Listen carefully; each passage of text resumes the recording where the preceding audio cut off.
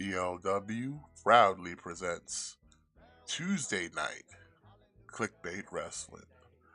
What is going on, peoples? This be your boy Smith, as always, joined by my North American thick boy tag team partner, Matitude 22. What's going on? Just chilling, watching some NXT. Yeah, don't adjust your dials. Yes, we are here. It's Tuesday night. We had some scheduling things yesterday, but we're here for a little special Tuesday night Kliqbait Wrestling. Normally we be watching Monday Night Raw, but it's Tuesday, so we are watching NXT. And we got a lot to talk about. A lot of things happened this past weekend, and then we got some stuff going down this coming week. So uh, well, if you're watching NXT with us right now, we got Trick Williams in there. We've got Adrian Adonis. We got Cedric Alexander for whatever reason, and hopefully it'll go somewhere. But big ups to everybody in the chat: Marin, Gojira, Ian. Appreciate y'all. Appreciate y'all coming out, hanging out with us here tonight. Let me know if everything's good on the audio side of things. I always appreciate your feedback.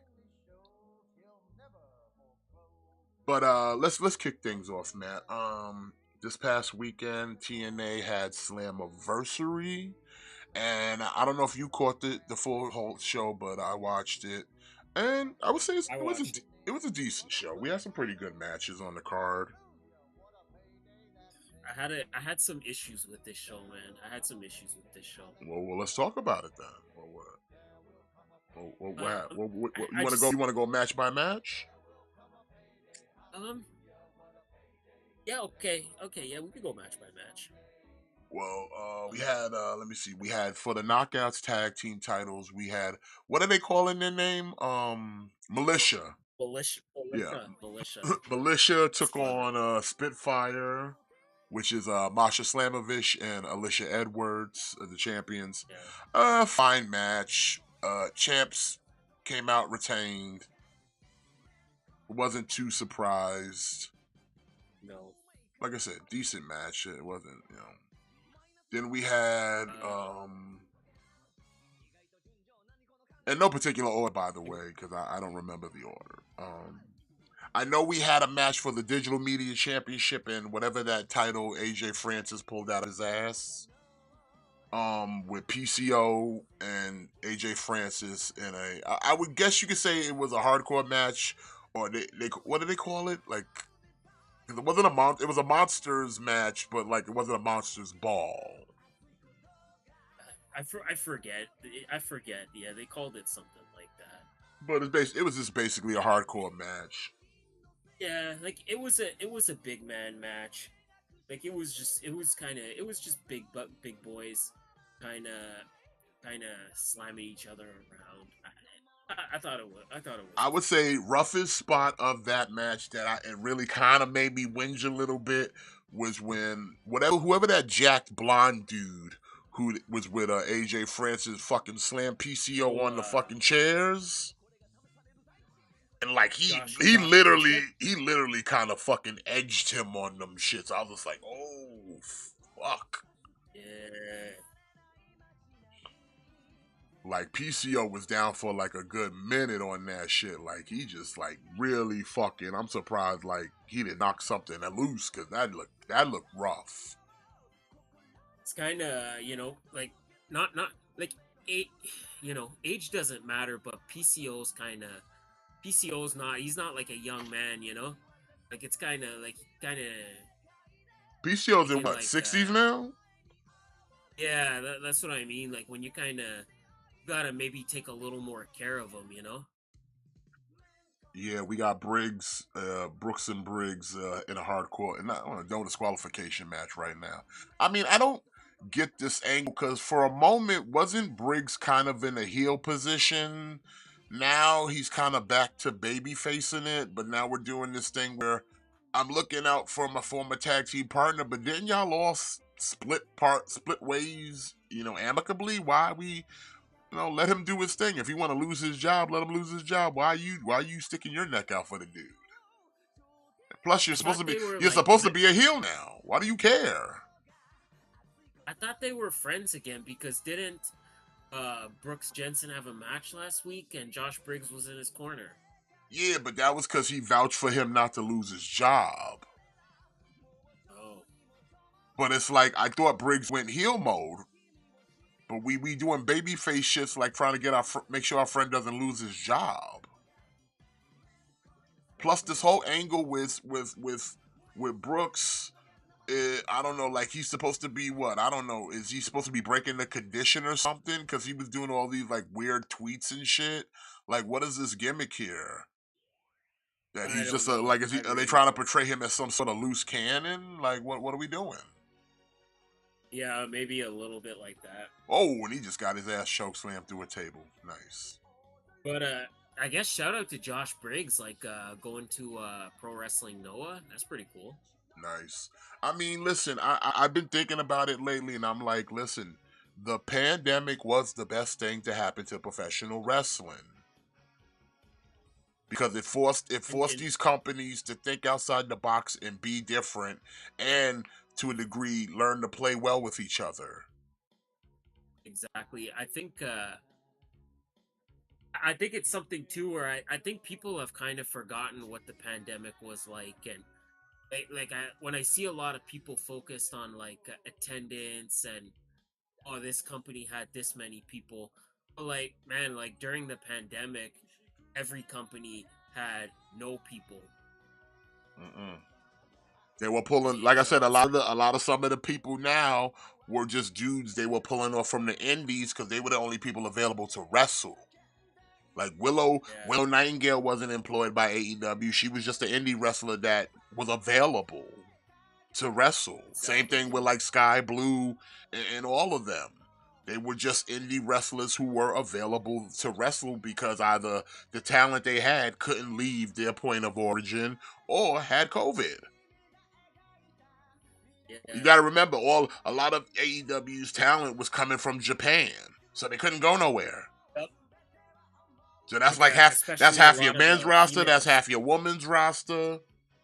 Unless you lived Yep. in the States, you weren't here. If you lived in Mexico, you weren't coming here. So that hindered everything. If you lived in the UK, you weren't coming here. Remember, Pat got held hostage. He couldn't leave. Yeah. You know what I'm saying? So you had to just take what you could get. And at the time, all there was independent wrestlers in the U.S. A lot of independents and a lot of those who were still available, or the wrestlers who did choose to want to wrestle. So it left a lot of companies no choice. I mean, like WWE was fine; they had their roster, but even that shit started to thin out. Yeah, like like Roman Reigns was one of their biggest guys, and for a while he was just like nah, like Yeah, I'm not working these pandemic shows. I'm not trying to get sick. yeah, just especially after just coming back from leukemia. Yeah, You know what I'm saying? Bray Wyatt fuck around and got something too. Like you know what I'm saying? And who knows that how those effects could like he not here now. You know what I'm saying? So, like I said, the pandemic yeah, did a lot, good or bad, but at the end of the day, it made them have to start doing things differently. To now that we're at this point where there's not one wrestling company that is not commingling with another wrestling company. yeah. There's no longer this thing of a territory where it's like I'm exclusive to me and other companies don't exist. It's like no, everybody exists. We all play in the same sandbox. It took You know, and WWE a little bit longer because they were under management, but now they're under new management. It's like, yo, there's money to be made playing in the sandbox. There's money to be made playing in like the sandbox. TNA has a partnership with like AAA. I'd love to see if like WWE could some kind of parlay that. Now WWE has a working relationship with You know what AAA. I'm saying? You got AEW. They were partnered with TNA. They were partnered with CMLL and New Japan. And it's like, and it's not just even that. We're in a phase now where it's like WWE stars are going overseas to do one-off matches with stars of Dragon Gate, Marigold. You know what I'm saying? And Yeah. it's like these are things Yep. that weren't happening 5 years ago, 10 years ago. These things weren't happening. These things weren't even on the table. These things weren't even This on is the table.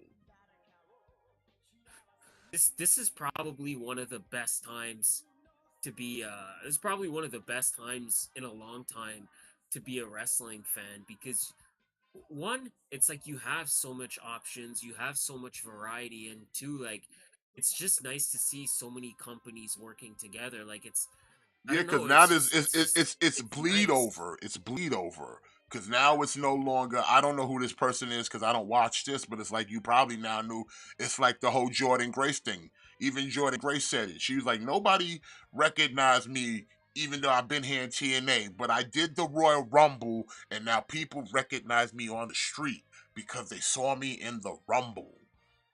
Not that they saw Yeah. her in TNA. They saw her in the Rumble. Yep. Now they watching TNA. Slammiversary sold out. Slammiversary sold out. It's their biggest pay-per-view thing in over a decade in TNA. If you don't think that's directly correlated to them doing business with the E, you're crazy. You're Hmm. crazy. It is a direct correlation that they're working with the E, that they sold out. They haven't sold out in years. Exactly. Yep. They haven't sold out in years. They even had to acknowledge this is our biggest house, this is our biggest anything in over a decade. And a decade ago, Kurt Angle was one of their top guys. Let's just let that sink in. Yeah. And they haven't sold out since then. If that doesn't show you the benefit of playing in the same sandbox, I don't know what does. And like I've been saying, it's done nothing but good for TNA. In fact, people were kind of bitching at Moose because Moose said their partnership with WWE is way better than the partnership that they had with AEW. And I would agree with Moose on that because AEW did absolutely nothing for TNA. All they did was have Kenny Omega come in, beat all their guys, take their title, never showed up, and couldn't even drop it to one of their own. Had to give it to Christian to come drop it. I Did they mean, bring? yeah. Did they highlight anybody from TNA and AEW like that? No. Was anybody really showing up to TNA from AEW like that? Nope. And I don't count the Good Brothers. I don't count Okay. the We Good had the Brothers. okay. Uh, But look at what we've I done don't know. so I mean, far just in a month time with TNA and WWE. You've seen TNA, you've seen NXT stars go to TNA to fucking whatever, do a job or whatever, and you've had even though those people were low on the card, they take those L's. But then you bring over Jordan Grace, make her look like a star. You bring over fucking Joe Hendry, make him look like a star. You reunite the Rascals and make them look like stars. In fact, just to kind of segue, because we're talking about Slammiversary, another match that was good was the six man with the NXT No Quarter Catch crew against the reunited Rascals, which is basically a blend of NXT and TNA, because Wesley is a yeah, Rascal. And that was a good match yeah. too. It was a good match. I would say the only thing with the WWE TNA partnership is it's too one sided right now. But It it's needs not one to sided move. though. It's not one sided if you look at the Eh, bigger picture, because the bigger picture is people are looking at TNA. People are looking at TNA. Like I In said, they sold out.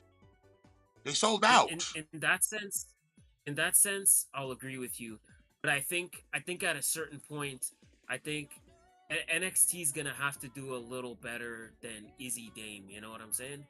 No, but I'm saying that's the thing. I think They don't really have to. Like the point is, like, NXT doesn't need a big rub to get an audience. TNA needs the rub. So them sending them an Izzy Dame or Tatum Paxley to get jobbed out to Jordan Grace is not the bigger picture. It's not the focal point.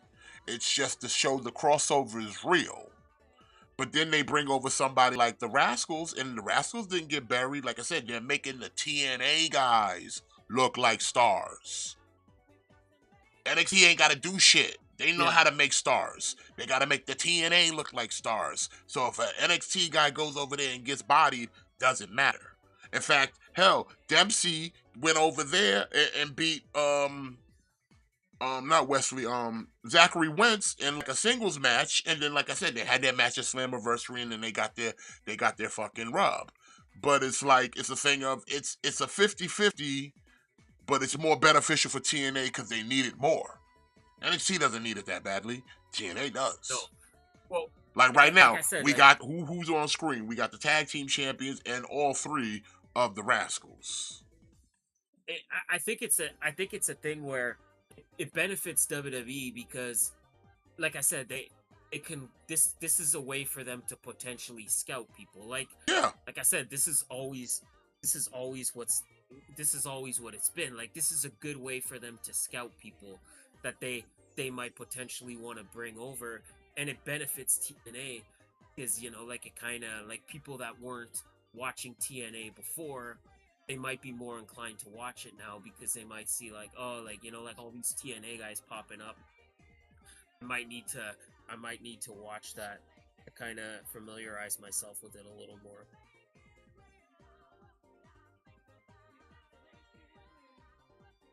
They might be more inclined to, whereas before they wouldn't pay attention to TNA, but now they might be more inclined to watch it because, oh man, if all these TNA guys are going to be showing up, I might need to check this out so I can kind of understand what's going on, you know? Yeah. Well, it looks like the Rascals are going to have a 6-man match against Fraser and Axiom, and I guess the partner they can find tonight. That should be good.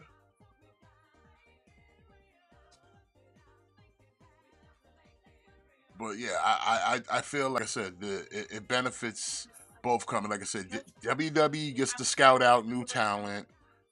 TNA gets a bigger profile on a bigger stage. And like I said, it's a win-win. And like I said, everybody who's been involved within the crossover, they've used the right people. The right people to do these things so that it's like no one gets hurt and everybody still stays in their position. Like I said, having the No Quarters Catch crew go over there, it's not going to hurt anybody. It gives Dempsey and them a chance to do some work, to get some TV time, and have, you know, you get a new match that you've never seen. So that's the variety there. It's good too. It's good too for like a lot of these NXT guys that never really had indie runs. Like, it's a good opportunity for them to work in a different locker room. Yeah. So it's a good like learning experience for them because it gives them a opportunity to, like, for Charlie Dempsey, it gives them an opportunity to learn something outside of just WWE wrestling, you know? Yeah, that's it. Also, and I will say this, Tavion Heights going to Noah, it's going to give him a good opportunity to work in Japan and learn something from some of these Japanese guys. Although I do want to say something, I'm throwing this out there in the ether because I feel this is what's happening just based off of the product. But I feel like this partnership between like WWE and NXT is more than just a partnership, like, because I don't know if you noticed Slammiversary, but the way they produced that show felt like a WWE. Because they were doing similar type camera angles and similar things the way WWE, like when it was time for the title matches, they were doing that shit the way WWE does, where like they get the cameraman in the ring, stay panned on each person. That's a WWE move. Now TNA's doing it. I didn't notice that. Yeah, like I say, I pay attention to the product. That's what I'm here for. I pay attention to the little things. And I noticed that their production was eerily similar to how WWE runs their production right now. You can go back if you think I'm lying. You can go back. Especially even with the Rascals, they got kind of confused because they were ready to do the WWE entrance, and they couldn't because the steps weren't there. Like Wesley, like they got confused for a minute. You can see it in the entrance. They were doing it the WWE way, and they forgot where they were. Go back and see it if you think I'm lying. Yeah. But it was just something I noticed that the production quality of that show, Slammiversary, felt awfully WWE ish in a lot of Yeah. aspects. Yeah. As if, Just like I but said, yeah, like there's little more than just a partnership, but like we helping you run your shows now. shifting back to Slammiversary for a minute. I think I think the first thing, my first issue with this show, and I had a lot of issues with this pay per view. I didn't like how they did Hammerstone, man. Mm. I didn't like how they did Hammerstone. What kind of jobbing them up to Like, Eric Young? yeah, I don't know, like kind of jobbing him out. Like it's like a, it's again, it's like a thing of like he was such a, they made such a big deal out of signing him. Like, oh, like yeah, we got Hammerstone, like top free agent Hammerstone, and then he makes his return from injury, and then it's on the pre-show, and then he doesn't even win. Eric Young beats him with like a roll up. I don't know. I feel like EY could have taken the L there, but I think the underlying problem with this show was it's just like all the baby faces are gonna win tonight, even if it makes no sense. All the baby faces are winning. Ian, I'm kind of inclined to almost stick the same thing myself because, like I said, the way they shot Slammiversary, it gave me WWE vibes, especially when they were doing the championship ring entrances and introductions. It was all WWE. The only thing they were missing was the 4K camera, that special camera view they be using. But everything else felt as if how WWE would produce their show. So, but I mean, even so, if that's the case, hey, you know what? I'm okay with it as long as they don't start fucking up the product. Let TNA be TNA and And let WWE be WWE. Eddie Thorpe is starting to look a little doughy. Yeah, I think he might be trying to add on a little buff to get some more muscle, maybe. Yeah. I don't know. I'm a little indifferent right now about Eddie Thorpe. I don't care about him that much right about that. I just feel like he's kind of he's dubstep Tatanka 2.0 right now. It's like every time he gets hit, it's like his pecs are like jiggling. And if you look at like Lexus King, like his pecs are like solid. He got them the man titties. He might got those extra mammaries, you know. It Yeah, happens. yeah, yeah. Just It gotta tighten happens. up. It You happens to just the gotta best tighten up a ones. little bit, that's all. Just gotta tighten up. But okay, what other matches we had on Slammiversary? We had Uh, the tag team championship of the Systems, yeah. Eddie Edwards and Brian Myers going up against former champions ABC, Ace Austin and Chris Bay. Decent See, match. again, I was kind of surprised at the ending though. A little I surprised. kind of didn't care. I kind of didn't care to see ABC get the titles back. I didn't think they were because they for weeks now they've kind of been teasing as if they might be breaking up, but then like they just fuck around and gave them back the titles, and I'm like, okay. Yeah. It's just, I don't know. Feel just like, and ABC's had the titles quite a bit. Would have been nice to see like a different team, you know? I think they're just really trying to establish like the ABC as one of their like tag teams in TNA for this like new era. Because they really don't Like they're have any other. basically They really don't have no other like established tag teams like that in TNA. To be honest. like it's almost like they're trying to. It's almost like they're trying to establish the ABC. Like, hey, like these are the Motor City Machine Guns now. I was thinking that I just didn't want to say that out loud. We But don't we get don't out of my head. we don't great minds think alike. It's like we don't have the Motor City Machine Guns anymore. Here's the next best thing. I mean, they're cool. I don't mind Ace Austin and Chris Bay. They're a good tag team. Me me neither. I guess I'm probably in the minority here, but I'm in the camp of like, and I'd really like to see the Hardys get one more run with the titles. I know a lot of people kind of don't want that. I know a lot of people kind of think the Hardys should No. retire, How about but this? I don't know, man. And someone, I think Matt put it out there, but I co-sign. Since we got this NXT TNA, Hardys win NXT tag team titles. I'd be okay with that. Even if it was I'd short be for a okay with short that. period of time, let them win. Let them really cement that legacy. Come back to WWE and win your fucking developmental tag team titles. It's just it just feels, I mean, yeah, I because gave them like to the New Day. You gave them to the New Day. Give them to the it, Hardys. it it just feels like a little bit with the Hardys. It just feels like the stars did not align for them in AEW, and that is what it is. I'm not gonna. That is what it is. I just like to see them. I just like to see them maybe get one more really good, like solid run as tag team champions. Yeah. And well, speaking of that, Hardy had a match against Dirty Dango. Or he's going by Yeah. What is he going by, JDC now? JDC. Yeah, Johnny Dango Curtis, Yeah. which kind of sucks. He should have stuck with Dango, but whatever. Yeah. Should have just stuck with Dirty Dango.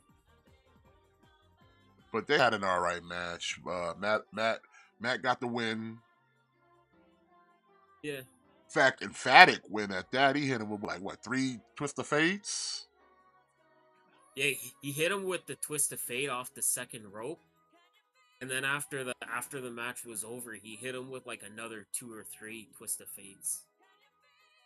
Like it's like he got $1 for every time he did the twist of fate. Well, they had to get some payback for brother Nero and wife and wifey. Yeah. Well, the other match. Did we talked about the PCO AJ already, right? Yeah. We did talk about that. Had the Mike Santana Jake something match. That was just kind of whatever. Yeah, it's kind of a throwaway for me. Oh, wait, Yeah. yeah. PCO, he won the digital media title, beating it. Yo, we didn't finish that. Also, Okay. Steph DeLander returned, and I guess there's her and PCO supposed to be getting married now. Yeah. Question: the ring she gave him, that wasn't a butt plug, was it? Because it looked like a butt plug a little bit. I really want to believe that it's not. But yeah, PCO's now the new digital media champion, and I was kind of a little worried because I was like, man, titles are really changing hand here tonight. Because I think the next match, the women's match, I was like, ah man, I was starting to think like, yo, Jordan Grace better not lose this shit to fucking Ash by elegance. And luckily enough, she didn't, so that was good. I mean, I think that match was okay. Like Dana Brooke inherently is kind of shit, but she didn't do too bad in that match. You can see parts where she fumbled, but she tried her best. I think Jordan Grace has got to drop the title soon, though. But to whom? She's too OP. I don't know. Like that's the thing, right? Like she's too OP. Like she's decimated everybody in the locker room. To now, it's at the point where she's decimating people from other locker rooms. Like somebody. Like Well, she is the juggernaut. She is the juggernaut. I know, but like a hero is only as good as their villain, and somebody needs to kind of step up and be her like Lex Luthor. I don't know who it is, but somebody needs to kind of step up, and she's just hilariously destroying everybody. But see the thing, right now I don't mind it. I mean, I'm pretty sure they'll bring somebody along that'll dethrone her at some point. But it's like right now, let her be the juggernaut. Let her sit there and decimate. Let her be that person. Let her be their Roman Reigns. I'm not saying have the title for 4 fucking years, but I'm saying let her just be a very dominant champion so that way whoever takes it from them is really gonna get over because you beat Jordan Grace. You beat the Yeah. juggernaut. So you continue to make her strong. That way the next person who takes it, they're gonna earn it. They're gonna get it. They're gonna get the smoke, whether it's babyface heat or it's heel heat. They're gonna get it because you beat the Yeah. juggernaut. So, like I said, I don't mind her continue to win in the way she's winning. Like, listen, throw them at her, let her beat them, have good matches, and like I said, at some point they'll pick someone. They'll pick someone,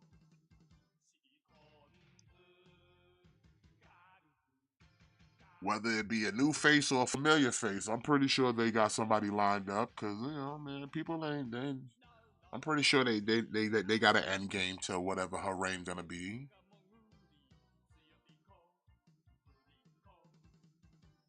But I think the match, to be honestly, the match of the night for me was the X Division Championship. Speedball Mike Bailey versus Mustafa Ali.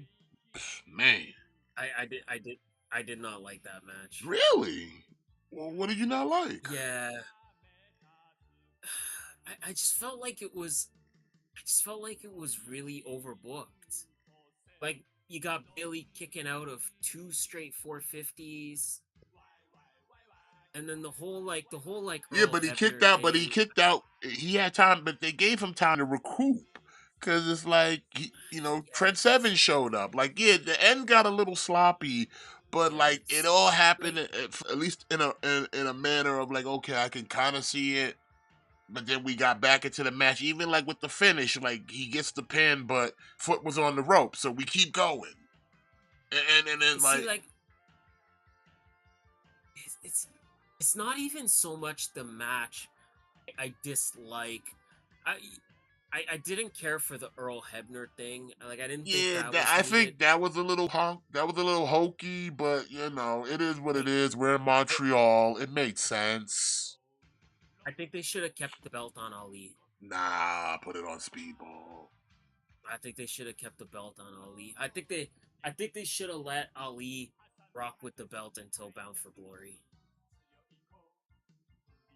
Like it wasn't even so much the match I Nah, I didn't think like. I think you I gotta just think take it's off. You the gotta wrong take person the for it. X Division title off of Speedball off of Ali, because you gotta push Ali now to the main event to challenge the new champion. Spoiler alert. You know what I'm saying? I think he could. He's proven that he should be a main event player in TNA. So let him. He dropped the title to Speedball. Elevate him now to the main event scene. But then also, like, to be fair, like I'm not really a Bailey guy. I'm not a Bailey guy. You know, Speedball fan. He's a countryman. No, I know, but He's the brass I don't know. monkey. I know. Like he's a nice guy. I like him a lot. He's a nice He's guy. Like endorsed. I've talked to him. I've talked to him many times. I've interacted with him many times. He's a nice guy. Like nothing on a personal level. I just think he lacks charisma. Nah, he's got charisma, man. What are you talking about? He's endorsed. I know he's endorsed, but Ian, you on that bandwagon too? Listen, you two. Let me educate you. And I'm not talking books. Okay? Look here, man. He's endorsed. That means he is destined for greatness, okay? Speedball Mike Bailey has all the charisma. It's not the charisma you expect. It's his brand of charisma. You get the mullet and the mouth guard, and he's all about his martial arts, and he's all proficient and professional. It's lovely. He looks like a nice guy, like you can have a nice drink with, and you can discuss things of the day and have good time, and he might even teach you a few moves. He's endorsed. That's why he's the two-time now X Division champion. He's a very nice guy. You know what? Uh, Ian, I'm gonna throw something at Ian. What was that? We need a heel Mike Bailey. Ian, what was that group in IWS? What was that group called? That's the Bailey we need in TNA. Like we need a good heel run for Bailey in TNA. What's People IW? What's the what IWS? it's like it's kind of like Bailey's like local promotion. What's it mean? I It's mean, like what's the letter stand for? it's International Wrestling Syndicate, I do believe. Okay. Like like that's like and like there was a while where like Bailey, he was the heel, and he was just having like he just had like this like incredible like heel run.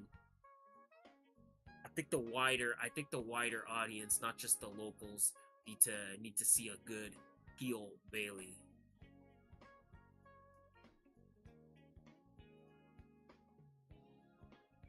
But Okay.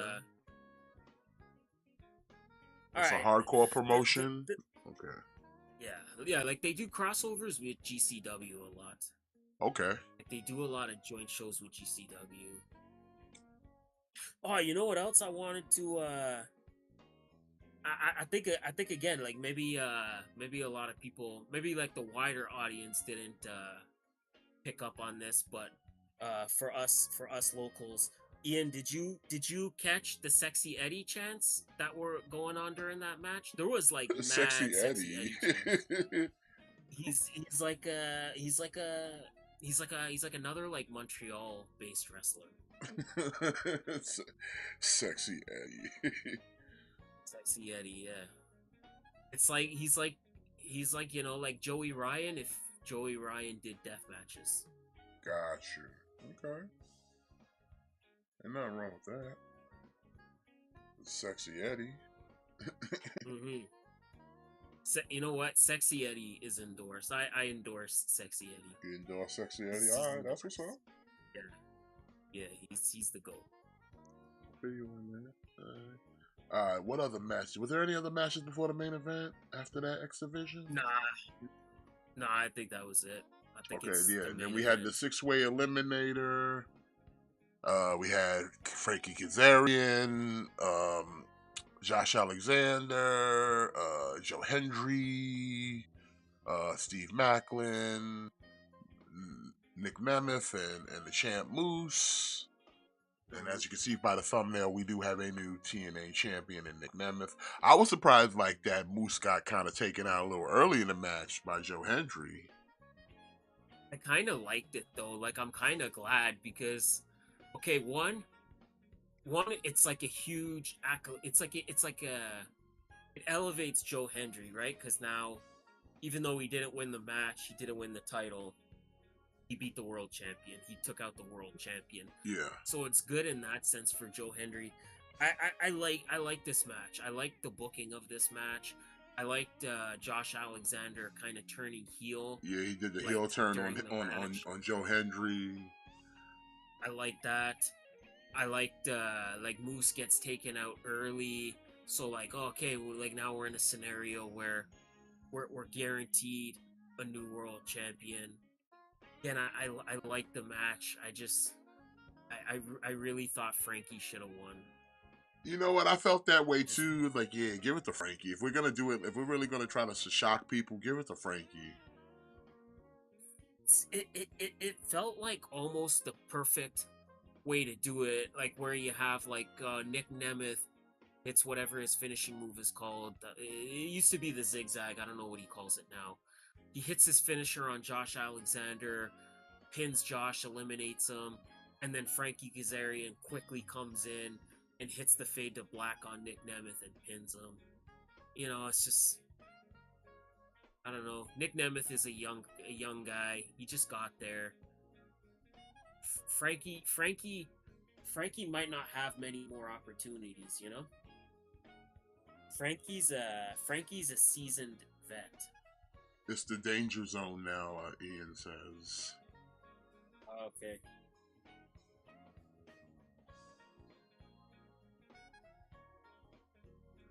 I thought that's what Heath Slater called it. What does Heath Slater call it?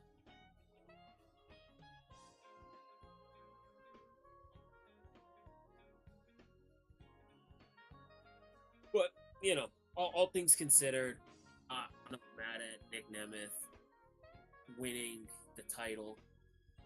I was just my heart was really with Frankie. Yeah. It's the only title Frankie hasn't had. It's like he left AEW to come back to TNA. Like let him get the world title at least once. Like he could have won it here, and then he could have dropped it to Nick Nemeth at Bound for Glory. Yeah. Fucking the comedy. I don't know how I feel about comedic babyface mafiosos in professional wrestling. It's just Yeah. I don't know. Even though they still do criminal like activity, like make people disappear and stuff. Yeah. Either way, that's NXT life for you, though. That's how Sean's running things. That's how Mike. That's how Hickenbottom cooks. Okay.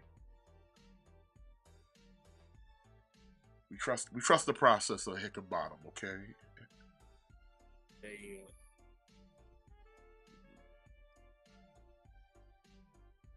But yeah, I did enjoy Slammiversary. I thought it was like out of a 5, I'd give it. I'd give it. I'd give it a 3.8. Like it's good. Oh, I I feel a lot. feel like I feel most of the matches, especially most of the title matches, were pretty solid. The non-title ones, like I said, Santana and what's it call it? it's It something. is something you could have left that off the card, but it's like whatever you put it on there. Yeah, The it's like they the wanted young to the they young wanted to get Santana. Hammerstone was like Yeah.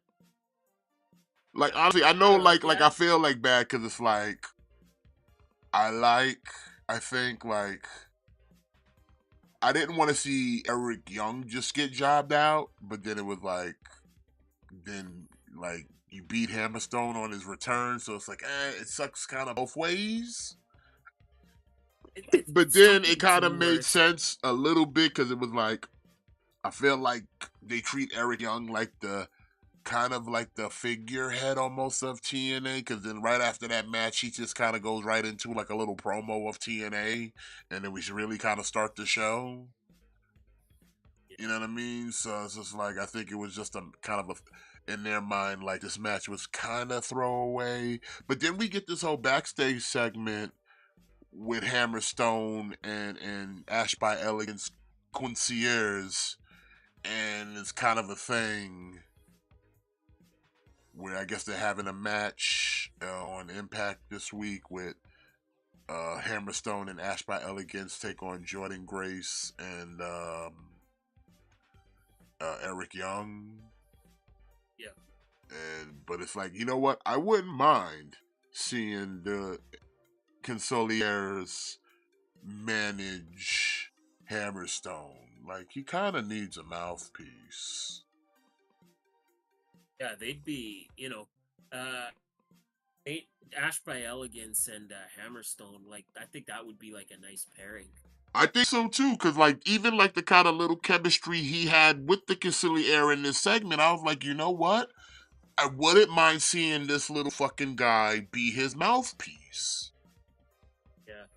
Like Hammerstone could talk a little bit, but he'd be that smarmy guy. Cause like Hammerstone's talking his shit to Santino, and then he's sitting there like mimicking what he's doing, and then at the end he's like, "Yeah, what are you gonna do about it?" It's like Yeah. it kind of works. Like it kind of Yeah. works. And I'm like, you know what? If TNA paid attention to that, I'm like, yeah, I think kind of give Hammerstone a reason to help out Ash by Elegance or something, and then have, like I said, the Consigliere be like now they're both their managers. Like let him be their mouthpiece. Even though he doesn't technically have to be the mouthpiece, just be the guy to introduce him. Because, like I said, Hammerstone can kind of talk, but he's not the best talker. No. So having him around to just kind of like pick up some of the slack, I think would help. Just my opinion, right? What do I know? I'm just a Yeah. fan. No, I agree. I think you're cooking right now. So, like I said, I saw that little segment and and that's the thing. I just took it from, it entertained me seeing these two together because it just kind of worked. Like I said, there was some chemistry there. So, like I said, I hope that's just like planting a seed for something down the road. But like I said, they don't let me book the shows, so I only book ELW. You didn't hear that from me though. So I don't know who either of these NXT women are, but they're still kind of quite new frankly, prospects. But the one yikes. in the teal blue is kind of in this whole thing with the no quarter catch because she witnessed the disappearance of Damon Kemp. Oh, gotcha. But now she's kind of used that against them, and now she's got them over a barrel, and she's Oh, kind of using them to be her muscle. I think she's kind of going heel. I don't know, but that's like I said. Then you got the D'Angelo family just sitting there like, oh, this is funny. She's blackmailing them. It's just like what? It's like okay. I think like she's not very good. I think this is some chick that Phelan Henley. She's on this whole I hate new girls here. Like, bro, I don't. You see, this is why I be saying like NXT needs Julia and they need Stephanie Vacour because like I don't know any of these women and uh, I don't know any of these women and every match I see them in is like god awful. Cause they haven't. These are all PC. That's why I said they got to go out there and get seasoned. This is raw meat you looking at right now, boy. This is I raw know, but meat. see that They ain't even got that's what I MSG mean. Like on it yet. that's why like they need some like stars in the women's division. That's why like like they need like Julia, like a Stephanie Vacour, like that's gonna definitely those two are definitely gonna boost up the NXT women's division. Who was with AEW for a while? Yeah, I think she was. She was doing some dark matches, if I'm not mistaken. Shorty and the Teal.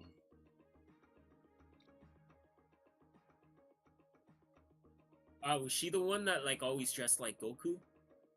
I don't remember, but I think I remember the face. Yeah.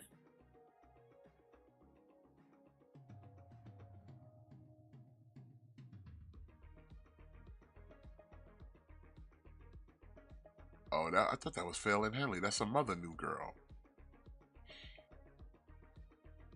We just got a bunch of new Yikes. women that I've never seen before, but okay. Yikes. Listen, you got to start growing the new talent now, okay? Got to get them out there in the streets. Don't worry, one day we'll Yeah, remember their you know. names. One day we'll remember their names. That's funny. Like it is what it is. Like they gotta, you gotta, you gotta start somewhere, right? Mm-hmm. So I said, man, they need some more. They need some more Listen, seasoned we vets can't all come out the in that gates locker being room. Charlotte Flairs, okay? Yeah.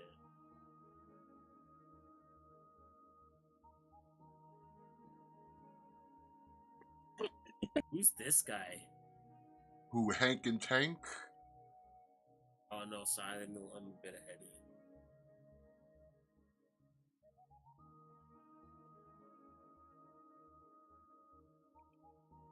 Yeah, I got Hank and Tank and the tag team champs in the background. And he's complaining that Axiom's doing a speed match. He should be like, listen, no one cares about speed matches. Yeah. Who cares about speed? It's not even inside the continuity. Oh, it's that bouncy boy. Oh, okay. That Javon Evans, what the name is. Yeah, yeah, yeah, yeah. He bouncy.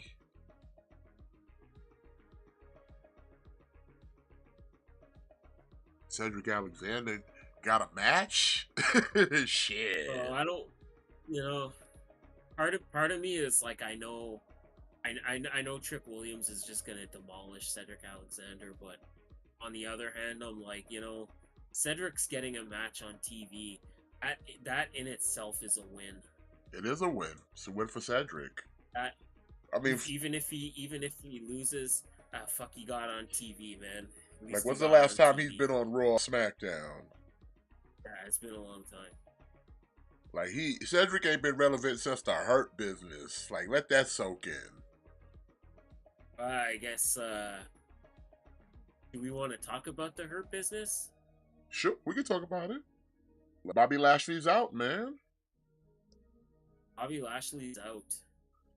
I hate to see it, but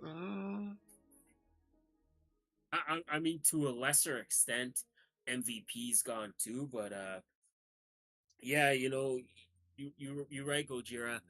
I'm I'm I'm really surprised. Okay, so I don't think to be accurate, I don't think Bobby's technically gone, but I think technically he's still employed there, but I think he's gonna be gone. I think it's like a Ricochet thing, where I think it's only like a matter of time. I mean, it kind of sucks, but I think it's one of those things where it's like people forget, like we're kind of under a new regime, so like the people running it now might not all have the same mission statement as the previous runners. You know what I'm saying?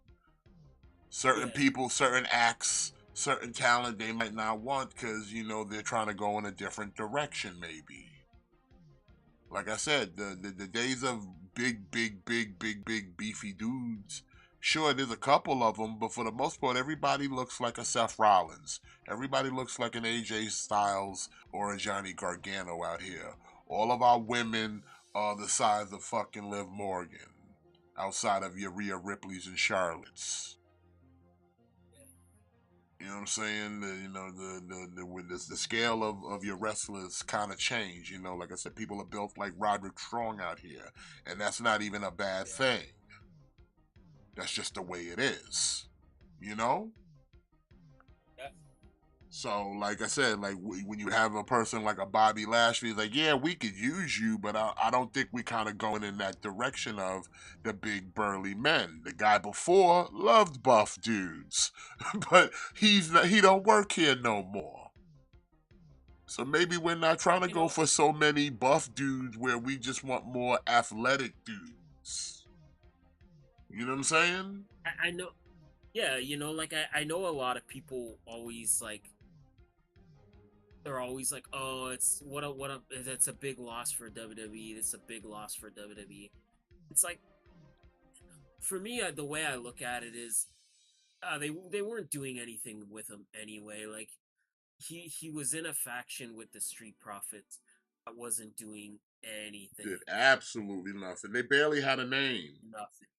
They barely had a name. They weren't even New Nation.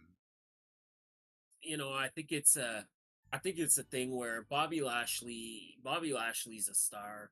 He's gonna do good anywhere he goes. Like he could go back to TNA, Yeah, and remember now all he of a wrecked he sudden, wrecked shot he wrecked shop in TNA.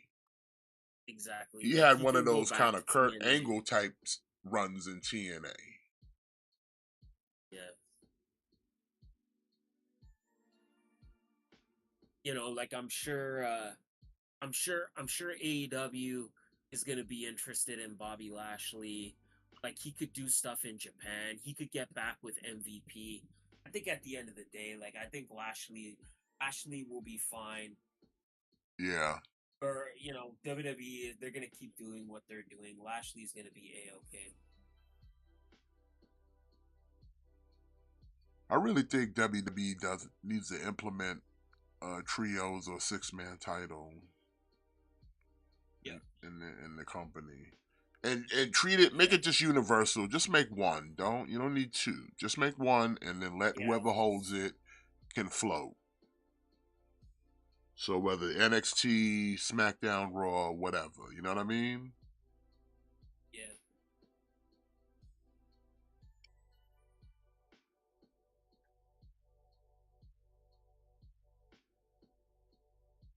Great American Bash. I do like that NXT adopted some of the old WCW pay-per-views.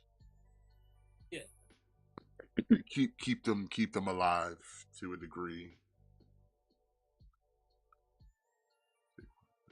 Like they got the Halloween Havoc. That's always a fun one.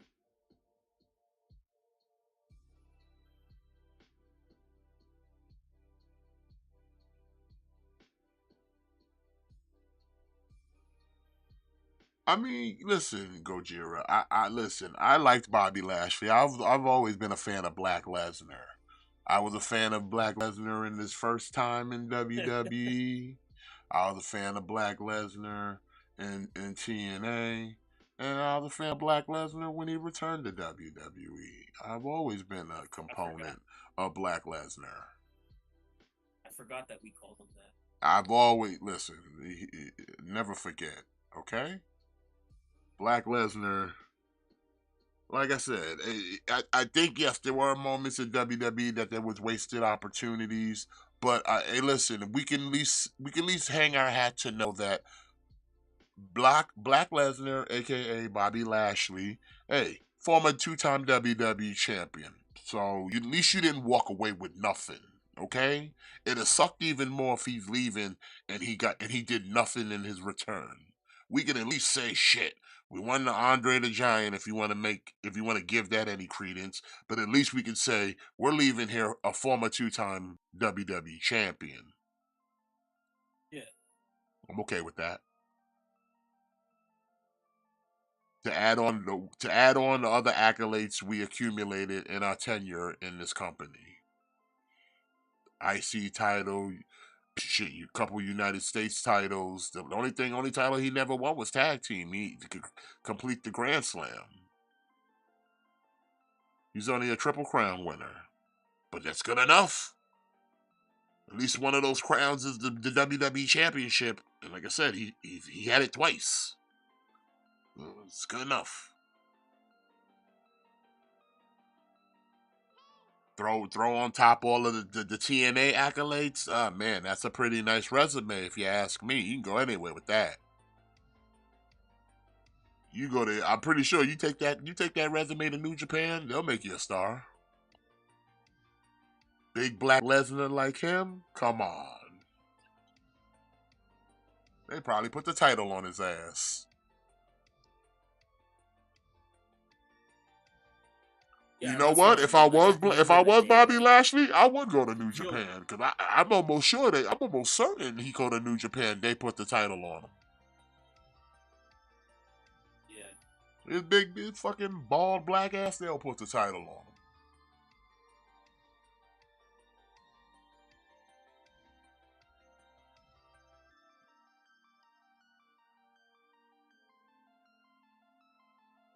But we got Trick yeah, Williams coming no out. doubt about it. About to have his match with Cedric Alexander. Yo, you got I'm Target in liking the Canada, look, right? Cedric. No, not anymore. You don't have Targets in Canada? No. Oh man, because I was about to say, son, I found these things in Target the other day. Like this is non-wrestling related. This is kind of North American thick boy shit right here. This is trail mix they sell. It's called Favorite Day. That's the name of the product. It's called Favorite Day, and they had it on Oh, sale. And they had an assortment of flavors. I bought 3 of them, right?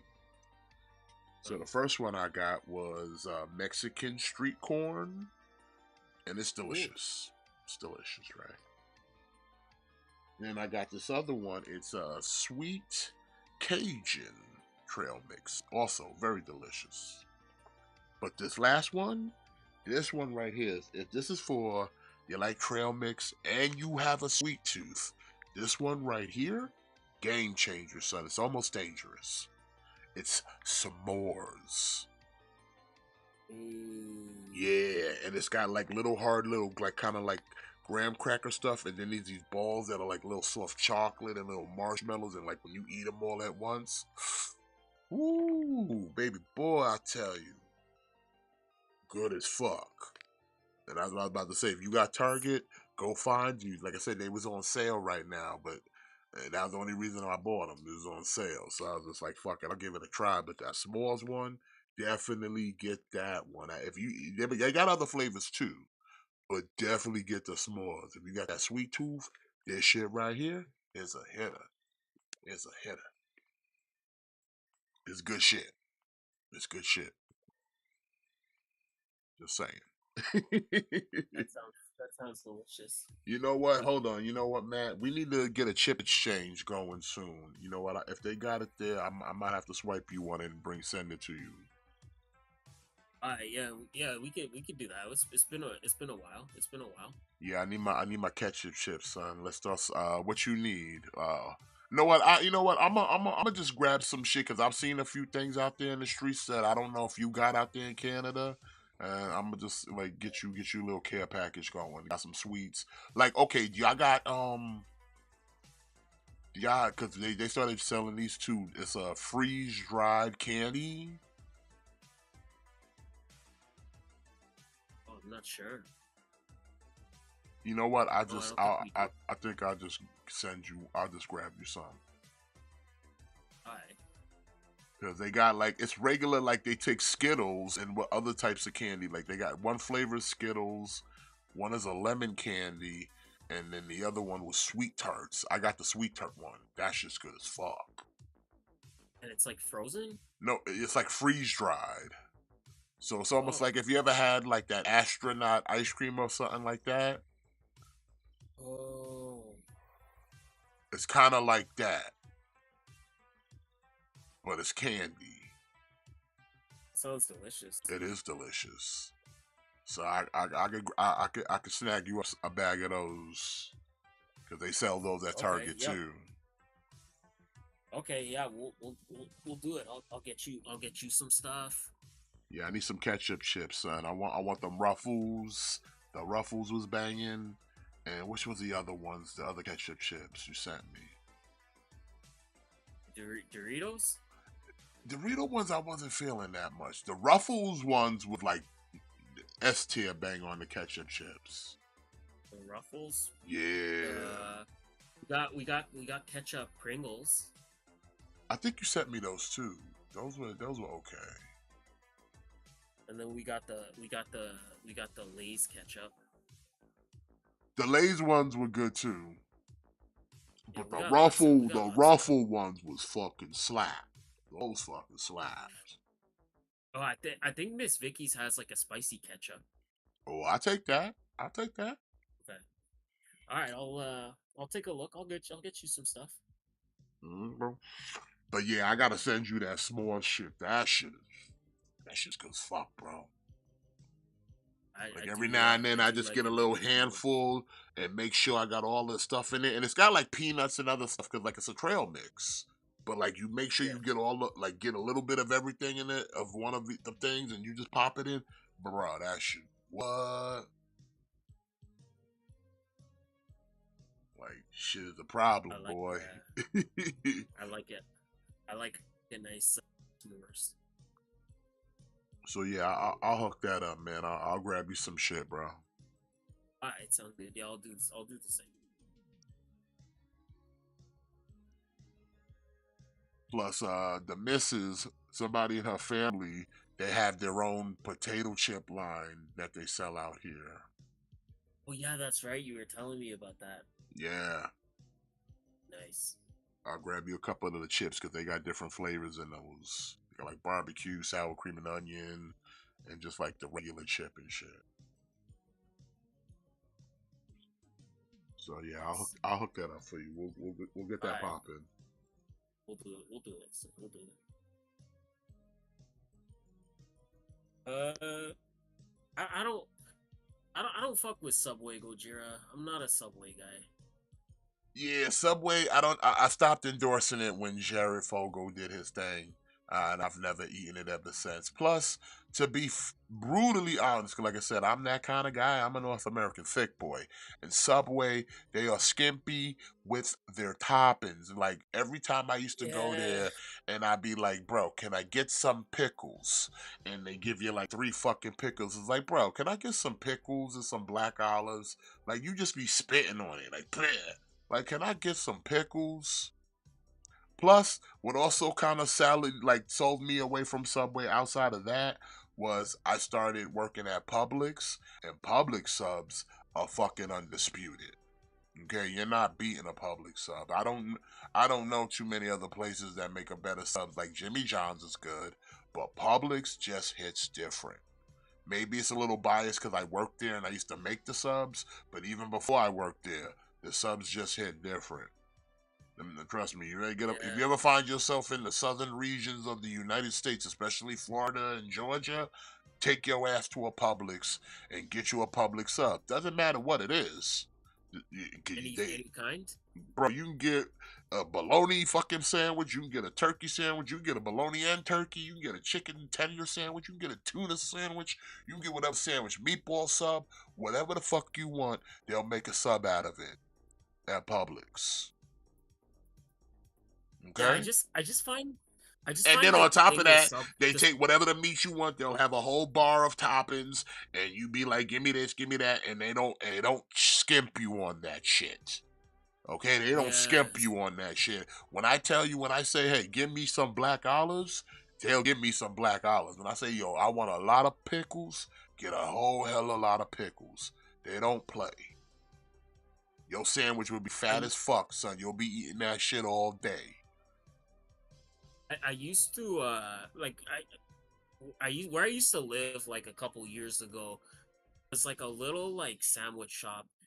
It's like it was right across from like a corner store that had like a little pizza joint inside, and like this was like a family like run sandwich shop. Like it's the kind of place where like yeah, like you would go get a sub and like they didn't give a fuck. Like they would just load that shit up. Like they would pack it so much that like could barely like wrap it. And the problem with Subway is they're so skimpy on the meat that time you have to ask for like extra meat, and then they charge you, and Yeah, by the and like I time you're said, and done Publix do all that it's too. just not financially worth it. If you want extra meat, yeah, they'll charge you, but they'll give you extra meat. You want bacon, they'll charge you for it, but they'll give you bacon. They'll do whatever. You want avocado or guacamole or that shit, they'll put that shit on your sub. Don't matter. Don't fucking matter. I'm telling you right now, listen, bro, when I went on vacation last year, I went to Georgia to see fam and shit. And I kid you not, when I left, because I drove there, I went to Publix before I left the state and bought like three subs and threw it in a cooler to take this shit home. Because that's how real it was. Because I knew I wasn't, because in the state I live in now, they don't have a fucking Publix, and I'm sad about that. I have to settle for Jimmy Yeah, John's. Jimmy John's is pretty decent. It's no Publix, but they do all right. But whenever I'm in the state of Georgia, you better bet your sweet ass I'm going to Publix to get a fucking sub. All day, every day, and twice on Sunday. yeah, they're that good. They're that good. Listen, you will not listen. I worked at a Publix that literally had a Subway right next to it. And I'm like, fuck that shit. I'm eating this. This sandwich is the bomb. Especially when I was making my own shit, it's even better. Ooh, Like I said, that's the I worked best. in the deli and I was making the sandwiches. I was back there cooking and frying all the fucking chicken. So when I made my own meals, they were extra special, okay? I had the right vessel, Yeah, the proper bread, the best loaf I could find. Everything, man. Cut the bread smooth, treat it like a lady, gave it the fine elegance. I'm telling you, it's the prettiest thing. It's damn near art. Okay? Damn near art. yeah, me too. Me too. I also work in the food industry, if you will, and I always like anytime I'm like preparing food for myself, it's I always make it extra good. You know what I'm saying? My shit be like, yo, son, you over here painting right now. You damn right. Making art, visual, Mm. tasty art. Plus I had to construct my sandwiches in a way that was like I have to facilitate that the travel and the time before I get it home to consume, I don't want it to be a soggy mess. There's like a way you gotta do it. Oh, there is. There's an actual process that if you construct the sandwich this way, it guarantees you that your bread will stay optimally intact and not soggy from soaking up all the vegetables. But you have to do it in a way that it's gonna. You got to construct it in a way so you have to layer it in a precise way. You can't break the formula because if you deviate, you're fucking it up already. Like I do mines. Like here's the thing. Okay, here's the thing. If you like mayonnaise or mustard or whatever kind of condiment on your bread, do not heavy it. Just give it enough that it's there. You can kind of taste it, but it doesn't become a Twinkie. And if you know what a Twinkie is. If it's just cream centered in the middle and it oozes out when you bite into it. If that happens to your sandwich, you put too much mayonnaise on your sandwich. Period. And that goes for any spread. Don't get crazy with it. Don't listen to the commercials. That's a commercial. It's meant to look sloppy like that.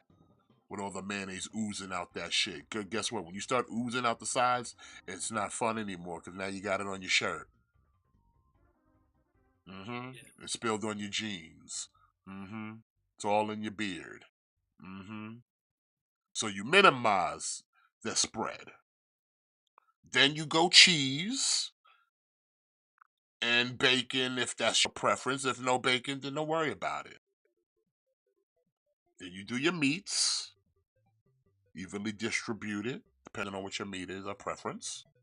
And then we go toppings. We start with tomatoes.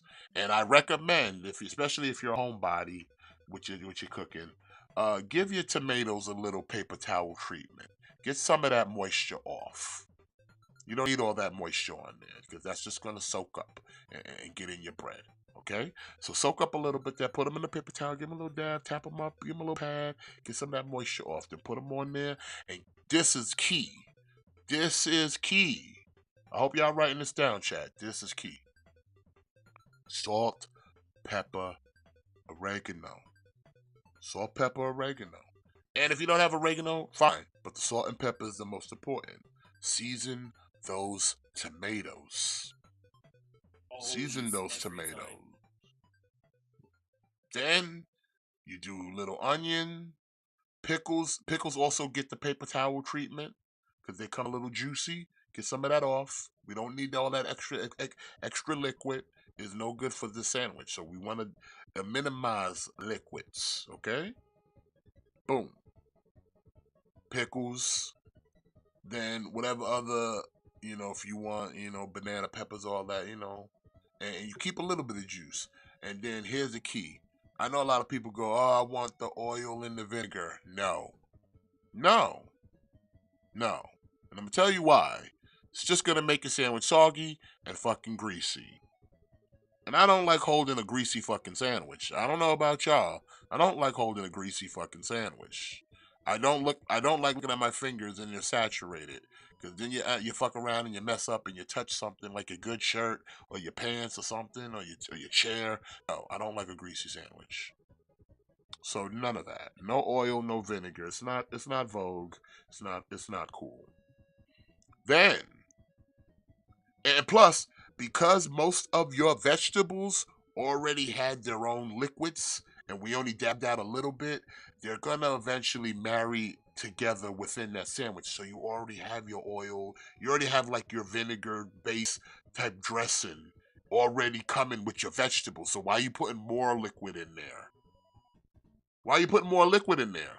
All the other vegetables you pick, your onions, your pickles, your tomatoes, all those things are gonna secrete their own juices, especially when you season the tomatoes. They're all gonna come out.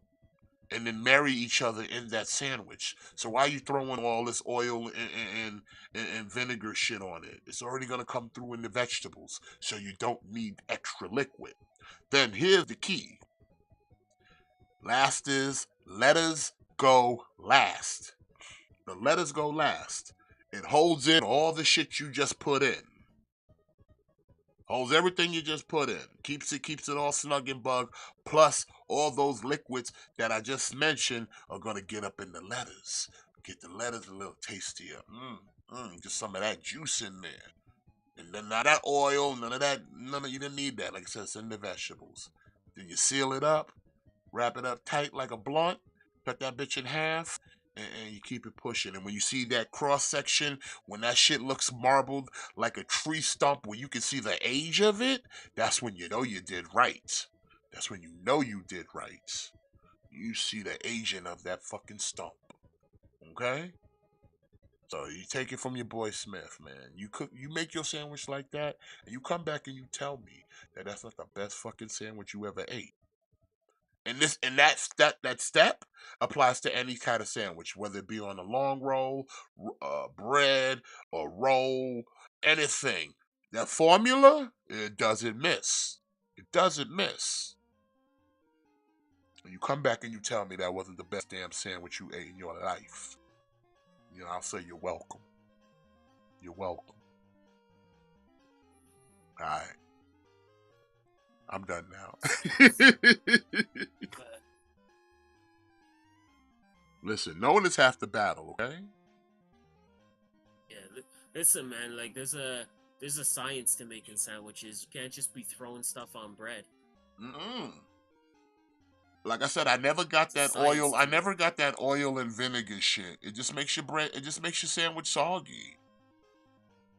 And I don't like a soggy sandwich. I like my bread to have a little bite to it. Also, that's why I also don't recommend toasting your bread either. I don't like crummy bread. No toast. Let the bread stand alone. It was already toasted when they cooked it. You don't need to toast it again. The only toast I want is actual toast. Or fucking English muffin toast. But no toasting of your sandwich hero rolls. It's already been toasted. They baked it. Now you're just making it extra hard, and then it's just gonna crumble up on your ass. Fuck that shit. No. If I wanted croutons, I get croutons. I like English muffins. I do too. Some like peanut butter. Oh, you know what? I've had peanut butter and jelly on the English muffin, and it's pretty fire. But I'm more of a jam guy, actually. I don't do jellies that much. I like the jams. I like the smooth jam. Jellies, too much. I like the smoothness of jam. Same. Know what's actually slept on but really good? Apple butter. Marshmallow fluff? Fluff is the goat. Fluff is the goat, okay? Anybody who doesn't eat fluff, I don't know if I could be friends with you, because it's actually goated. A fluffernutter sandwich is the best thing ever, with a glass of milk. Yeah, fluffernutter is the goat, son. Like, sometimes I get down like that. I'll be like, y'all, I'm gonna buy some peanut butter, some good white bread, or some potato bread is good too. And the fluff, peanut butter, and some jam. Oh boy! I don't know. I'm a chunky peanut butter guy, so I like the chunky with the fluff and the jam. Ooh, baby boy! Now you cooking with gas. I like the chunky too. Like it gives it a little contrast, you know. Like it gives you a little something. Like you're not just eating like mush. It gives you a little something to chew on, you know. And then, like I said, a nice cool glass of milk to wash it down. You can't go wrong with it. You really can't. Definitely not. No. This was the North American Thick Boys eats portion of the show. Yeah.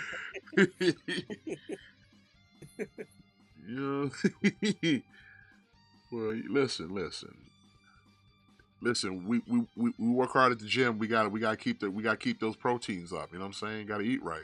That's right. You gotta eat right. You know, we play hard. We gotta eat hard. You You know, when you're the World Tag Team Champions, come on, you know, you just can't phone it in. You can't phone it Yeah. in.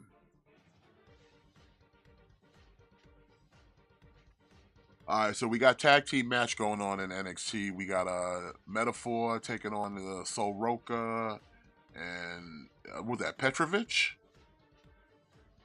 I don't know. I don't know who the other girl is. Well, see, I do know who these girls are. I know Soroka because she's half black, half white girl. So I gotta represent my queen.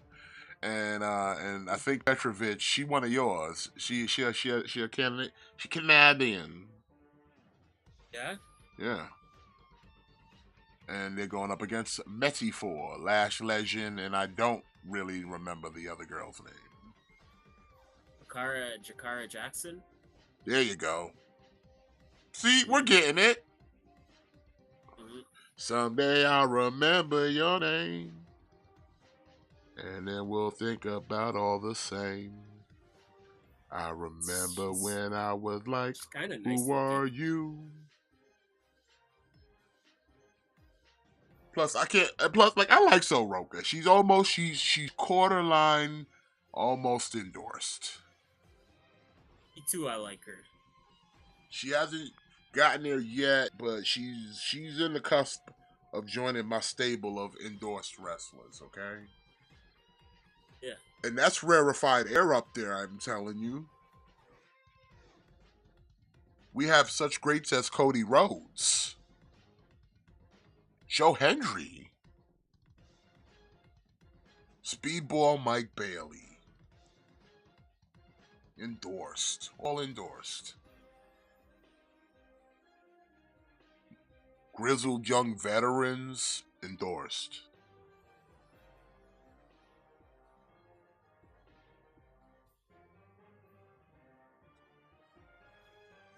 I'm saying, you get on that list of endorsed, man, you're in good company.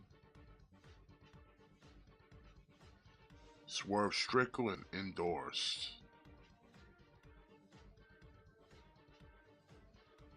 We got I guess we got a Ring of Honor this Friday, eh? And we do. Death Before Dishonored going on. I'm glad you segued like that, because see, again, you get out of my head, bro. I was just thinking about that. And you coming in with the segues. You got the card pulled up? Yeah. Yeah. All right, let's go over it, man. Let's talk about it. All right. So in no particular order. Now, I looked at the card the other day, and there was only 4 matches, and I'm looking at it now, and there's 7. So I'm speculating some of these matches will be announced tomorrow night. So maybe a spoiler advisory. But all Spoiler right, alert. in a trios match, you got Dustin Rhodes and the Von Erichs, Ross and Marshall, versus the Dark Order. That sounds like a pre-show match, to be honest. I wouldn't be surprised if that gets bumped to the pre-show. I'm picking the natural in the Von Erichs. Yeah. Okay. We got match number 2. We got Wheeler Yuta defending the Pure Championship against Lee Moriarty. I hope Lee Moriarty wins this, because fucking Wheeler had that title during his full injury and they never vacated it or nothing. I say put it on Tiger Style, man. This could be like a sleeper. Like, this could be like a certified like sleeper. But I'd actually like match number 3. I'm thinking like match of the night. For the Ring of Honor World Television Championship, we have a 5-way match. We have Atlantis Jr. defending against Leo Rush, Shane Taylor, Kyle Fletcher, and Johnny TV.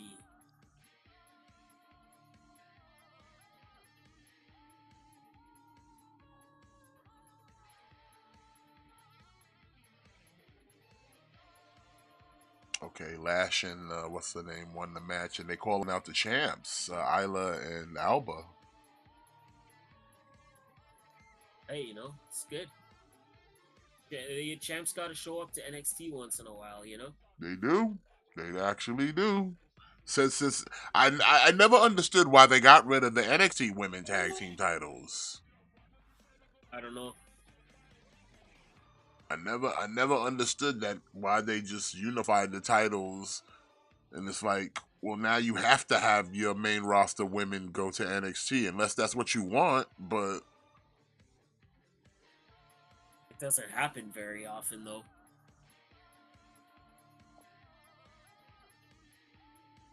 look at them, everybody pushing up on Hickenbottom. He trying to cook over here.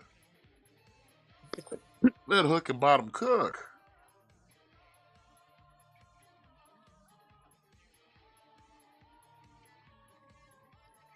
Also, like I was saying, we need a trios title in NXT, man. Like, I mean, you got the Rascals back, you got all these like kind of trio like guys running around here. You need a trios, and I mean, like I said, even in the main roster, like, just why do we not have a trios title in WWE?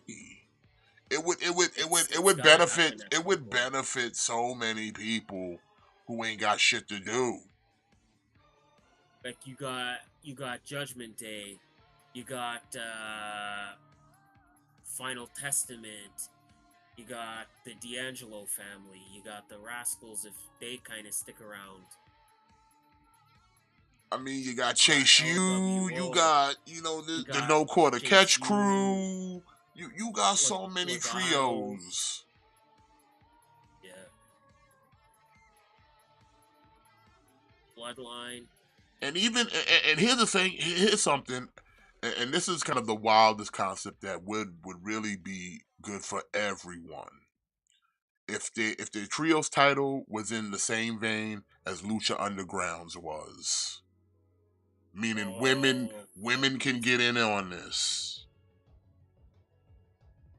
that would really take it over the top. 'Cause that, like I said, that gives everybody who's doing nothing something. And we have a lot of trios and stuff with women involved in their groups too. So why not just make it like intergender? Well, not intergender, but the same way. Like, hey, if you happen to have a trio with a woman in it, then yeah, you'll just defend it against other trios with women, or trios with men and whatever, and we just kind of figure it out. You know what I'm saying? But like, still, I think Yeah, it would be good because like it'll just give everybody something to do. And because it's a trios title, we'll just naturally say, or better yet, here's how we'll solve that problem. A trios title is basically always under Freebird rules, meaning if you have three men plus a woman, it's fair game. yeah, So that way, if a trio won it and it was two men and a woman, and then whoever they defended it against was like, oh well, we a trio, but we don't have a woman. Well, we'll just get a woman and she can win it or whatever to wrestle you and whatever the fuck. You know what I'm saying? And then at some point, the yeah, woman will just give it to the third man, and then they can go back to having men versus men if they wanted to. But it still have ways where you can mix women into the mix. Unless I would just say fuck it and just let women wrestle men. I don't know why we bother. Let's just get over that. You know what I mean? yeah. It's time. It's a new world. It's time now. Yeah, just let women wrestle men. And like I said, let see how it plays out in the trios division first before you try to make it a thing. But like let it be a thing where it's like, you know what, like I said, this gives a lot of mid card people something to do. Something to fight for. You know what I'm saying? You can get over some other talent. That way you can kind of feel out newer talent to see, like, hey, maybe we put people in trios to see who's the next single star, but let them start out as trios, and we can just kind of judge by how they perform in the trio sense. What's going on, Roderick? But I think definitely WWE needs a trios title. As many 6-man matches as they do in WWE, I don't know why we haven't gotten there yet. Look at this. NXT still over here giving Joe Hendry the rub, man. I hate it. You love it. You love it. No, not at all.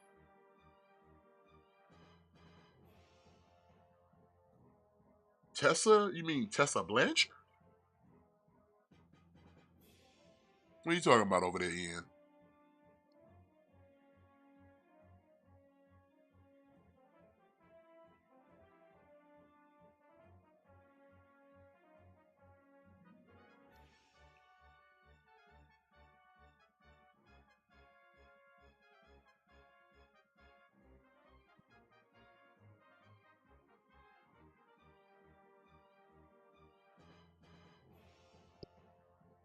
Boy, like, see, this is what I'm talking about right here. They're doing this whole shit for a TNA athlete, bro.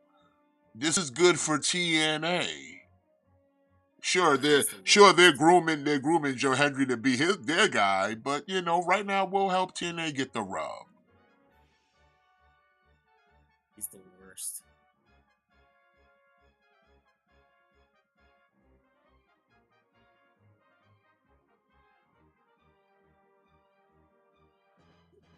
You know what? He's a catchy theme song, and that's all he is. Listen, Joe Hendry. I've been following Joe Hendry back in what's that promotion's name? It was N something W. It was like a UK promotion. I was watching it way back in the day. Had dudes like Joe Hendry and Coffee and Joseph Connors on that shit. I can't remember what it was, but Joe Hendry was there. He's your local hero, son. He's still my local hero. He's endorsed. Okay, I'm not a bandwagoner here, buddy. He's endorsed. I remember when he didn't have the bleach blonde. He was his natural color, but he was your local hero, Joe Hendry. Local Zero is more like it. Nah, I believe, son. No, it was NEW. New. It was the thing. Yes, that's what it was. NEW. Yeah. But I remember I used to watch those shows on YouTube and shit, and Joe Hendry was one of their premier talents, and I was like, this guy right here is gonna go some places, cause that's why. You know why? He's endorsed. See the skyrocket. See when I put my seal of approval, you see good things happen. Look at this. I know you hate it, Matt, but you gotta admit it. When I put my endorsement, shit happens. Okay. Listen, because everybody loves Joe Hendry. Is he gonna be on NXT next week? It's just so I can make sure not to watch it. Listen, I don't know why you have this such hatred for Joe Hendry. You know. It's the worst. You wouldn't sell me a t-shirt. Look at that. We got Gallus. Gallus is another trio. Like, come on, man. Where's the trios title? It's gotta happen at some point.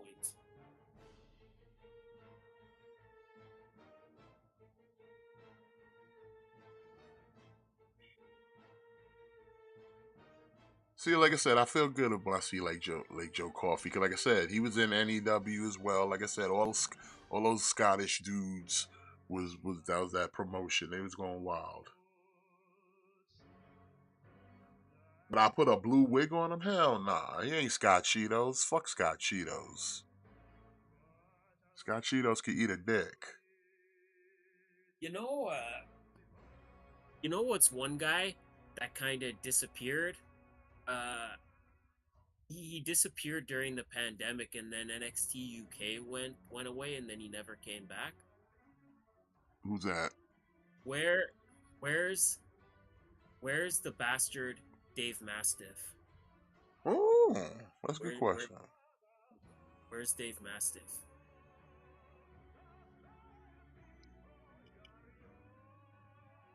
Man, did you see that outfit Aladon was wearing last night on Raw?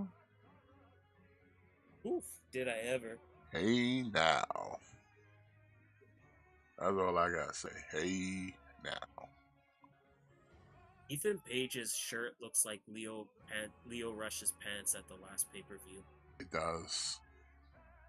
Like you know that episode of American Dad where like Roger has the shorts that give him like super like fit legs, and then Yeah. like Ricky Martin has like the shirt, and then he takes the shirt and then he has the shirt and the pants. Like if like if Ethan Page could get those ring pants from Leo Rush in combination with the shirt, the dude would be unstoppable. He would be unstoppable. Be unstoppable.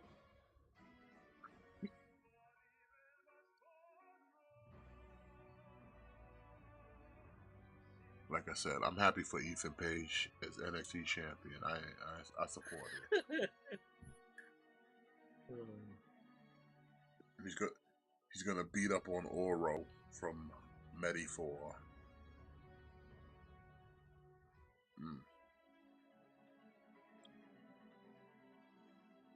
Yo, I like how Wild stuff.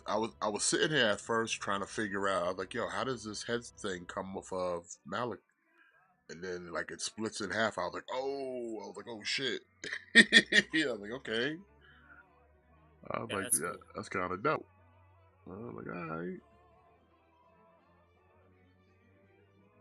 Oh, pin up 1, 2, 3.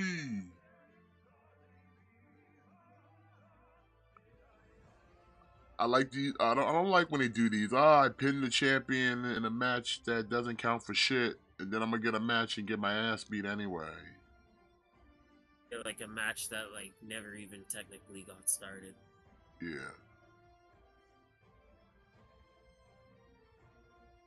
but I know that they got to dig up some kind of challenges for Ethan in the interim until I guess he goes up against Trick again. Oh no, it's the comedic mafia again. We're gonna laugh about blackmail.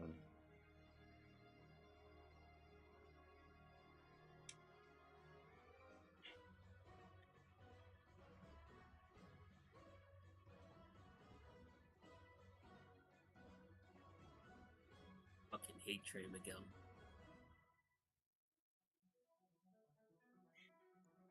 Trey Miguel's alright. Yeah, I like Trey Miguel. I like Trey Miguel. He's better than Joe Hendry, that's for sure. Speaking of which, yeah, the Rascals coming out now. That's what's up. Everybody's better than Joe Hendry. Like I said, we need a trios. Make the Rascals inaugural champions. Yay or nay on that, man. Yeah, yeah. It seems like the next like logical step. And I mean, they're pretty over in NXT, and like I said, they're over in TNA, so why not?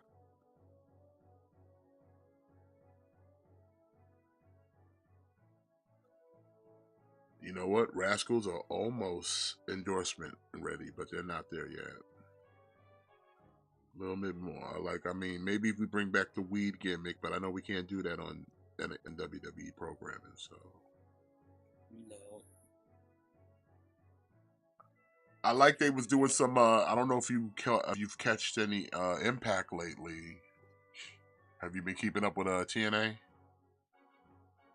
Like off and on. Well, Rascals did one of their old school like treehouse segments, Yeah.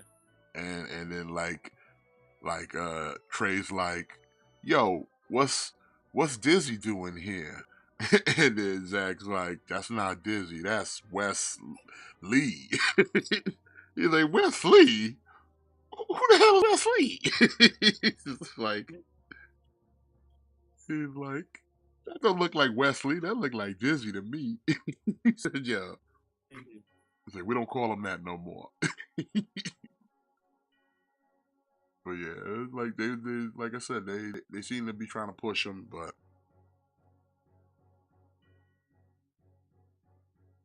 that's what I was saying, Ian. I'm saying like it's beneficial. They doing more for TNA than AEW did with them with their partnership. They're giving their guys TV time. They like I said, AEW didn't do that shit for barely anybody. The best they got was what they do? What they do? Give them back Frankie Kazarian? Well, doesn't NXT have its own stars? Like, why do they need to borrow so many guys from TNA? Don't they have their own stars? They do. But they're more developing. Like I said, we've just had several matches with a bunch of people we don't even know their names. Exactly. But that's the thing. They're cultivating, they're growing new people, and it's like, hey, every now and then, bring in some of those people that actually have some seasoning, have some recognition, and let's do business. And like I said, in this case, because this TNA, like I said, not a lot of people know about TNA. Now you're getting exposed to TNA stars and go, hey, maybe I want to go over to TNA and watch them wrestle over there too. Like I said, it benefits TNA. Bring your popular acts here. Let them show off what they can do, so then that hopefully your audience then goes over to see them as well.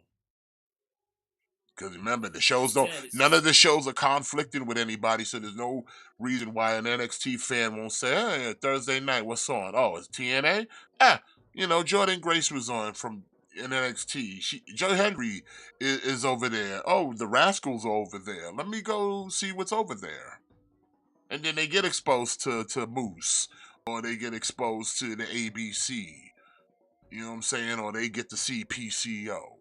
So that's like I said, what WWE's doing for TNA benefits them more in the long run because it's showing people stuff they don't know and then giving them a reason to go over and check it out. Sure, like I said, do they have to send WWE people there? They can, but it's like the focus is they want WWE audience to be familiar with the brand of TNA. So you don't need to send a big name over there and then beast on one of their guys. That's not going to do anything for them. Let them shine on their own show, but also expose them on our show. Make them look like million stars. Give them this hype promo package. Give them all the good yeah, production that TNA cannot provide you. You see what I'm saying? yeah. TNA can't give you a That's promo why like that, what they just gave for Joe Hendry. TNA can't produce that. WWE can. it's like two bottom tier shows coming together and kind of helping each other out. I like it. Yeah, and like I said, it's all good for both sides. It it makes NXT look cutting edge because they're playing with another company. They're playing in another sandbox. It makes them feel different and unique. That's why I said keep it to NXT. Don't reach for the main roster. Let this be just an NXT thing. It doesn't need to Yeah. go further to the main roster because when it goes to the main roster, TNA then gets lost in the shuffle. There's too many monsters up there. And they're not ready for monsters.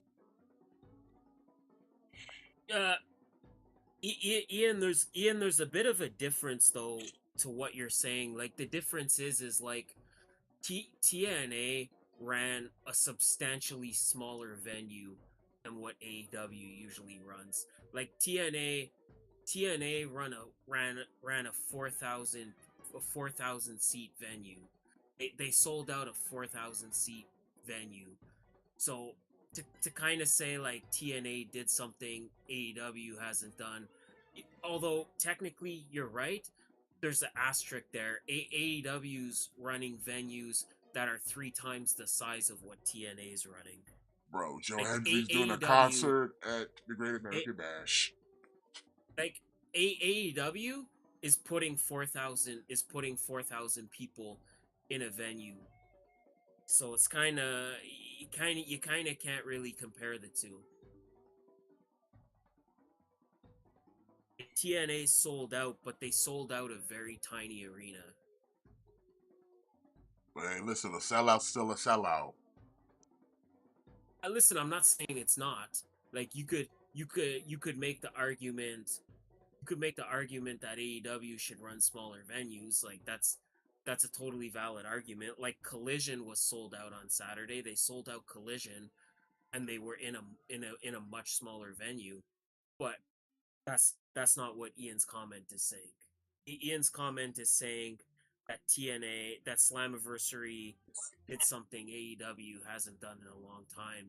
But there's kind of an asterisk to that. Like AEW's running buildings that are four Well, times the size of I what don't know TNA's running. if Ian, if you heard, like AEW's actually kind of done that now. They're going into a smaller venue. They've started doing they're doing all their collision shows, and I think they're doing that Ring of Honor show at this arena. Yeah, They're doing a lot of the shows now. They're going to be stationed out of there for the short period of time.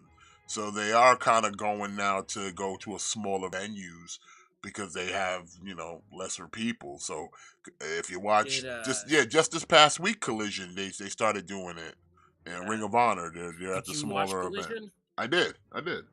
We got new Yeah, trio yeah. You see, like champions. We have new trio champions in the patriarchy. that's you see, like that's what I'm saying. Like that's why when I'm saying about the smaller venues, like look how much better it looks when you're running a smaller venue that's totally packed because Collision was completely sold out. Like look how much better it looks when you're running a smaller venue that's totally packed versus running a gigantic venue that's half full. Like that's why I said like if you want to make the argument that AEW should run smaller venues, I'm I that's agree. I would I totally agree. agree with that. Yeah.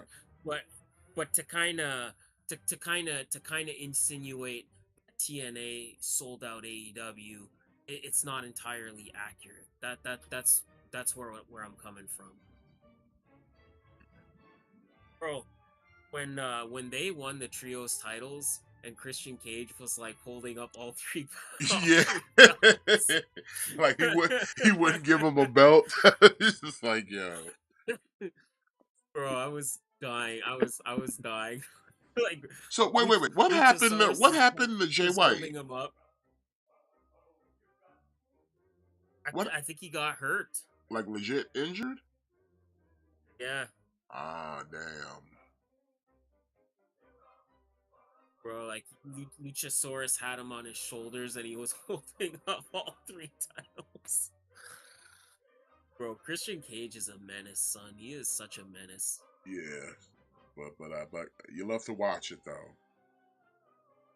You know what? I'm gonna say something. Hot take. Maybe some people are gonna disagree. I think this is the best run of Christian's career. Oh, Like hands down, hands down, hands down. Christian has never been firing like he is now. And like I know the WWE heads, they're gonna say like, oh no, like this was better. Listen, same thing could be Like said like, this oh, his is TNA run was better, and it's like you can make all the arguments and they be valid, but this right now is the best he is doing, yeah, bar none. Bar none, bro. this is the Like best he's Christian, doing. He since he's arrived at TNA, yeah, they've always kind of positioned Christian pretty decently. Like again, he's the first guy to beat Kenny Omega for the TNA title. You yeah, know what I'm saying? They've always kind of treated Christian like a big deal in AEW since he's been there. You know, he was alongside with the Jurassic Express when they won their shit, and like I said, ever since he went heel, it's been full steams ahead. And everything he's put yeah. out is just like, bro, it's you look forward to a Christian Cage promo. Yeah, like the man is just cooking week Yeah. after week, Like he's on and it's he's on his game right now, and it's like, yeah, was the stuff he did in WWE good? Yeah, of course. Was the stuff he done in TNA good? Yeah, of course. But it ain't. The shit he doing on in AEW right now hit different. Shit just hit yeah, different, bro. Like I said, I still remember that them line, like Jungle Boy. I know you wanted a father figure. He's like, but I'm not your father. You had a father, but your father's dead. It's like, come on, man. Yeah, Like once we did that, it was off to the races, bro. We couldn't yeah. stop. It was just too much. And I was watching an interview with Christian, and like basically he was saying like when he said that line, he's like nobody knew he was gonna say it.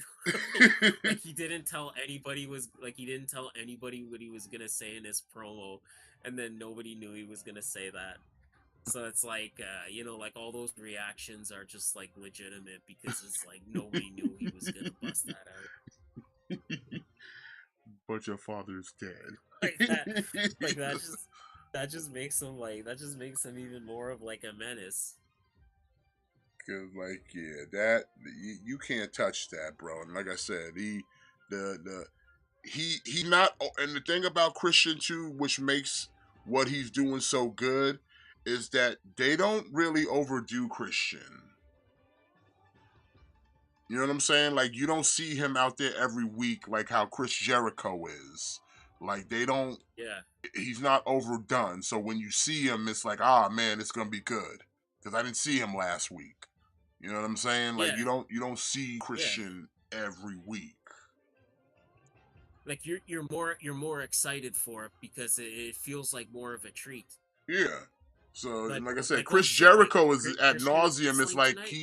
he's got the go away heat at this point because it's like I don't care for this fake good guy but bad guy gimmick learning tree. Like it's funny sometimes, but it's overdoing it because he's there every show. Yeah. And even though the joke is I got to get my TV time in, guys, it's still like yeah, but why? You're not doing anything. But like Uh, Christian, they're not overdoing I him. don't I don't agree with Jericho needs to retire. I don't think he needs to retire, but I think he's a guy that definitely needs to be used a little more sparingly. Yeah, he needs to kind of go from trying to be full time and just be like become a special attraction. Yeah, We don't yeah. need you we don't need you to like be full time running because it's like it's not necessary, bro. Let let let the I get it. You want to kind of give the shine to try to big up others, but it's like you're doing it in a way where it kind of just makes you a little insufferable at this point.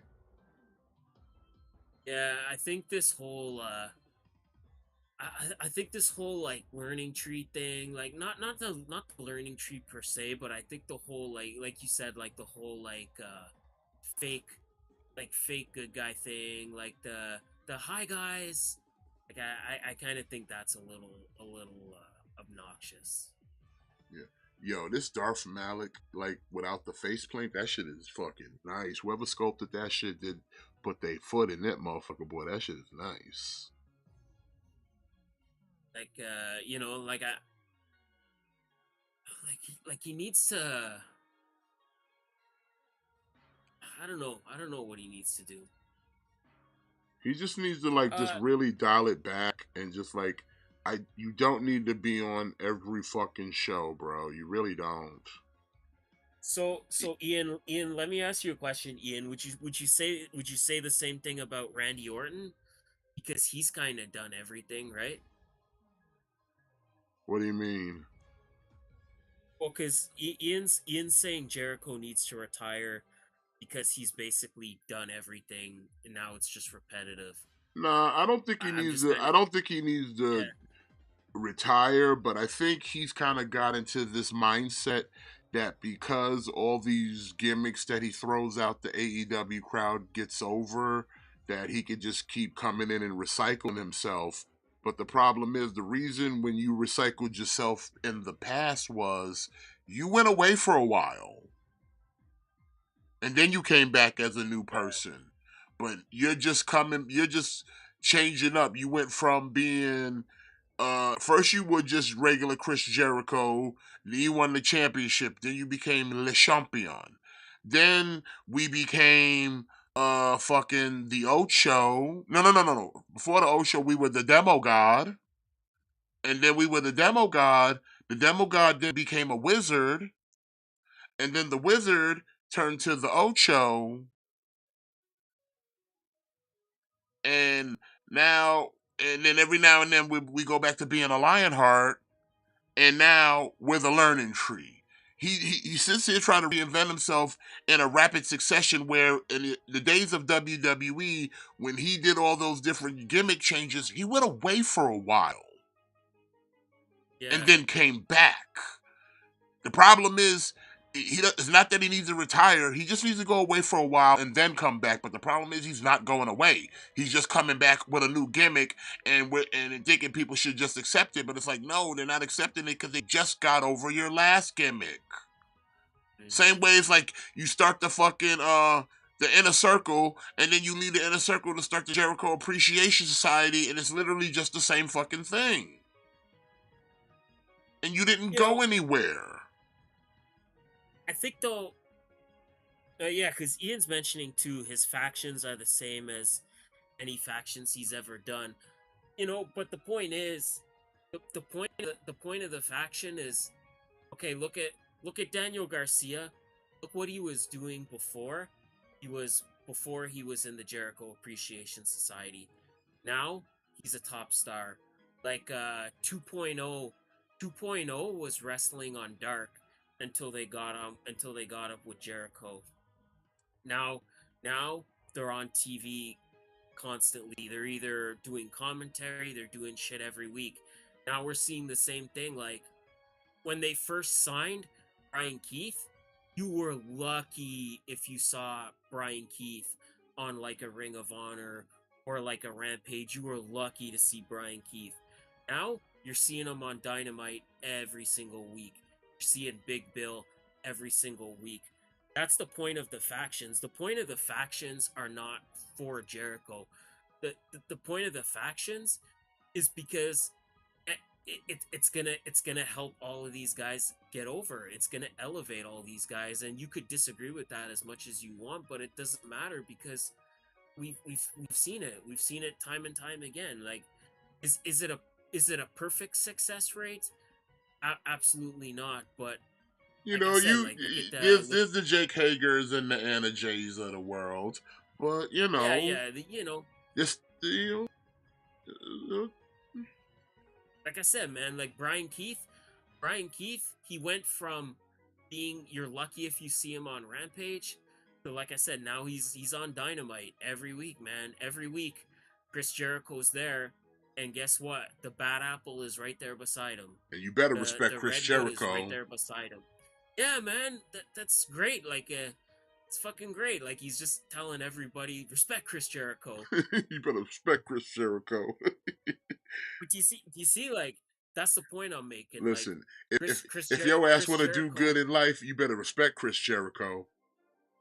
you see that's what I mean though. Like you see, like Brian Keith was like he wasn't doing shit in AEW, he wasn't doing shit in Ring of Honor, and now he hooks up with Jericho a couple weeks, and now the dude's on TV every week, and now like respect Chris Jericho. He's got this like hot new catchphrase.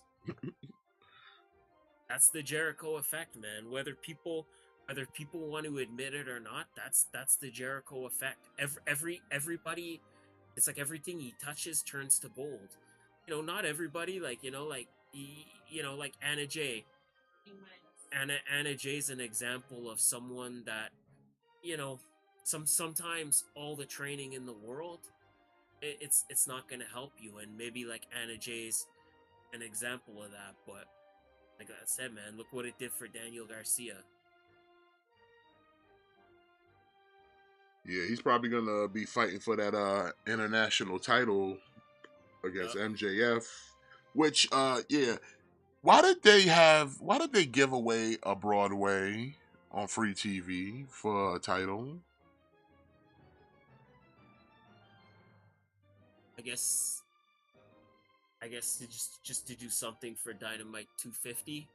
I guess. I mean, all I said was, I was like, bro, if they do in a Broadway, somebody better win, because if we do a time limit, this is gonna just be for nothing.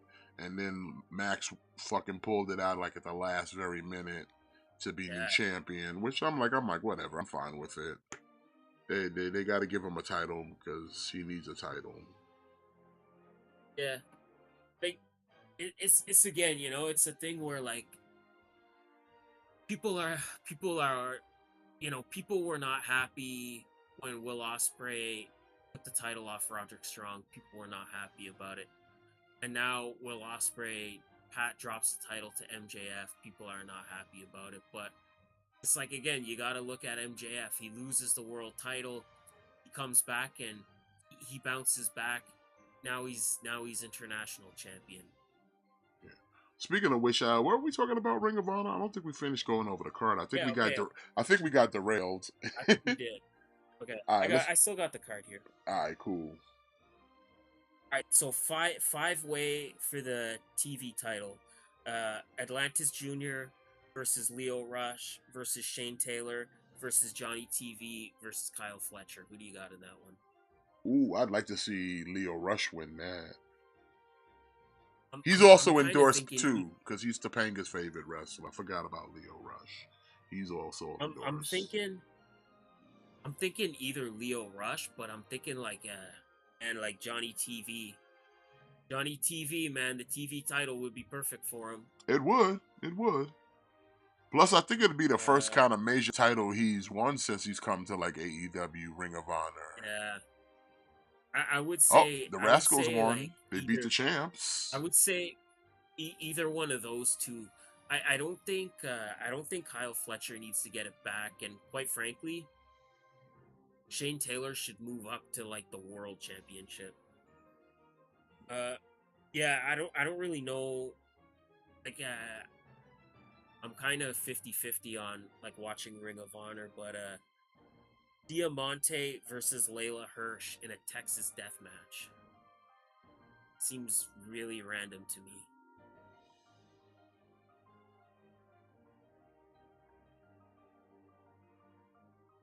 Big win for the Rascals, getting a win over the champs too. Mm.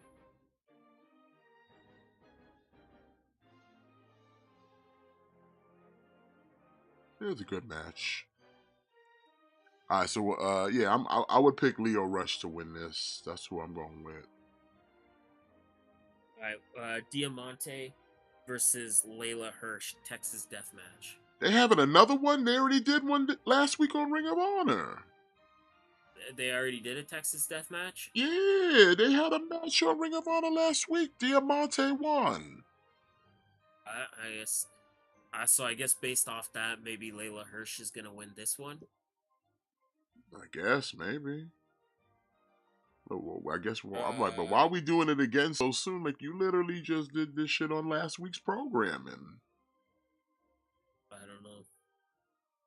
Okay, Billy Starks versus Red Velvet for the women's TV title. I think Billy Starks is gonna retain Yeah, I think so too. because she I don't just see won him the taking the title and she title. hasn't had that many defenses on it. So I think she's just gonna retain. Athena versus Queen Aminata for the women's title. See that's tough because she's Athena's had that title for a minute now. Yeah. But they have been kind of trying to push Queen Aminata on at the same time. I don't know. This one's 50-50, but if I would say I say stick with the champ. Athena retains as well. Yeah, same. And then the main event for the Ring of Honor World title, Mark Briscoe versus Roderick Strong. I'd kind of like to see Roddy take the belt, to be honest. Depending on though, like become is the Kingdom defending the tag titles? They're not defending the tag. there's no, not yet. Those are the only matches that are announced right now. Okay, because I feel like the Kingdom should be on this card. Well, maybe they'll get thrown on the card, like maybe they'll get like an impromptu like title match, like it'll be like, oh, it's the Kingdom versus like the Outrunners or something. Yeah. Or Well, the yeah. Kingdom versus Spanish Announce Project. I'd like to see Roddy get the belts. It's been a long time since he was Ring of Honor champion. Yeah. And to be honest, like Mark Briscoe ain't been doing shit with that title. He's more now doing all this conglomeration thing on AEW. Just like, yeah, I don't think you really need the belt right now. I mean, we had the feel good moment. He got to win it and all that on the same day that his brother won it and all that good shit. We had to feel good. He had the title for a few months, but it's like he really hasn't done nothing with it. Give it to Roddy. Roddy needs a title more than Mark does. Mark's over. Agree? Disagree? What do you think? Yeah, I'm with you. I wouldn't. I kind of wouldn't be mad either way, but I would definitely like. I wouldn't be mad at seeing.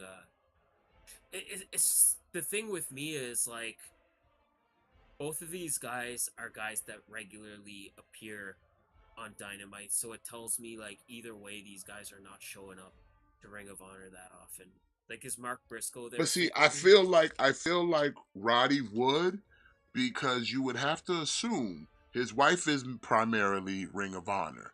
He's got to be there with the missus, so he's probably already in the back. So I'm like I said, it just makes sense that like give because like I said, the Kingdom, uh, Taven and Bennett been showing up a lot more on Ring of Honor TV. So fuck it, have fucking Roddy be out there. I wouldn't be mad at it.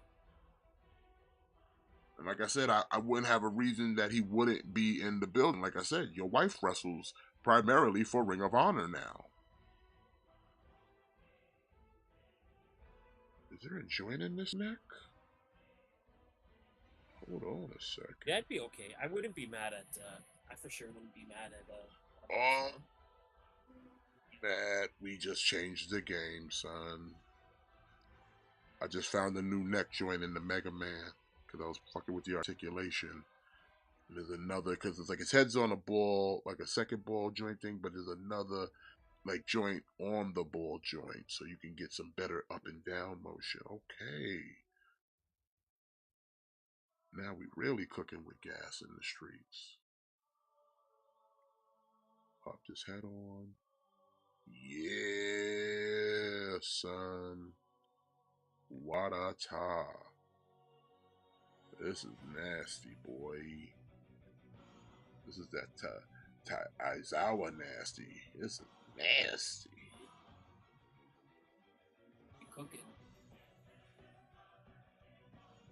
Alright. But yeah, I'm gonna be checking out Death Before Dishonor this week. It's Friday, isn't it? It's Friday, right? It is Friday. Is there a pay-per-view Saturday? Because I know SummerSlam's next Saturday. I don't believe so. So it's just Death Before Dishonor then. Okay.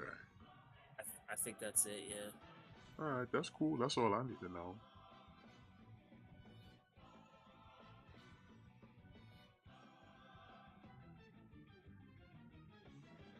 Also,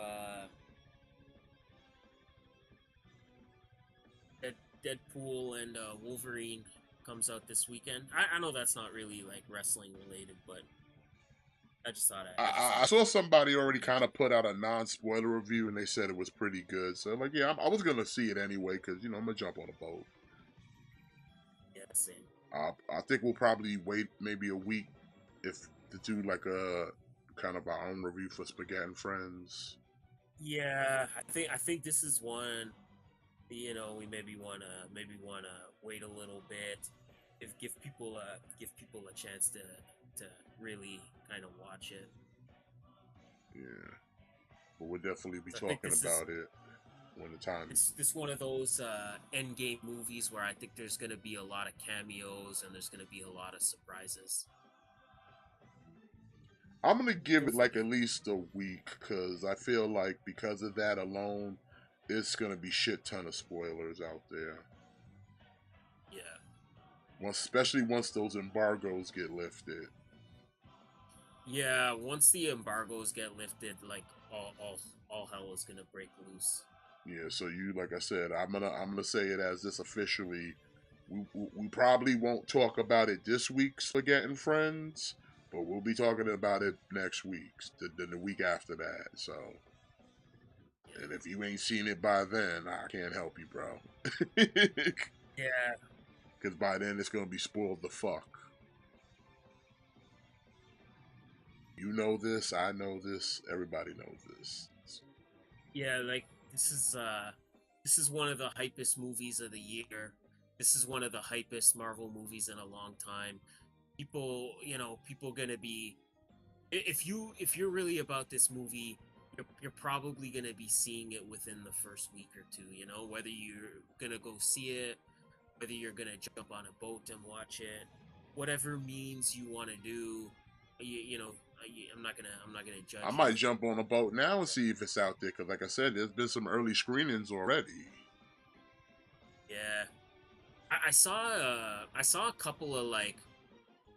couple of sites saying like it's just okay, which whenever the critics say like something's bad or okay, tells me that I'm really gonna like it.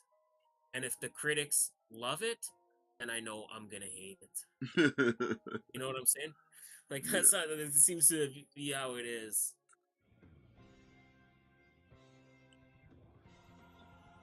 that's crazy. Oh, you seeing it on Thursday? That's what's up, Gojira. That's what's up. But yeah, he's definitely gonna have to do that. So I'm trying to think. Anything else going on in wrestling? Because I know something else I wanted to talk about.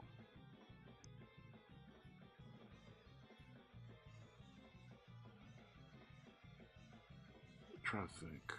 We talked about the TNA show.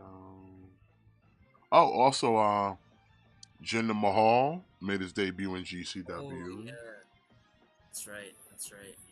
Hacking Effie. Yeah, jump my man Effie. Also endorsed, by the way. Mhm. Effie, not the Jinder Mahal. Is he going by the name Jinder Mahal in the Indies? Or is he going by No, I anything think else? he's going by his real name. I think it's like Raj Desi. Okay. That's not a I bad know. name. No, and I know he's already booked for AAA. He's Well, you already booked for listen. Triple Mania. Good for him, man. It's good to see he's still out there. I think he's teaming up with Satnam Singh, and they're challenging for the AAA tag team titles. Okay.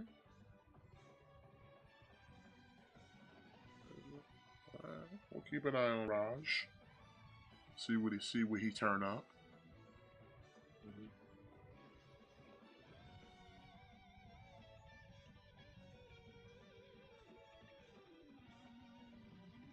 Watching Matt Cardona. Fuck Matt Cardona. Fuck Matt Cardona.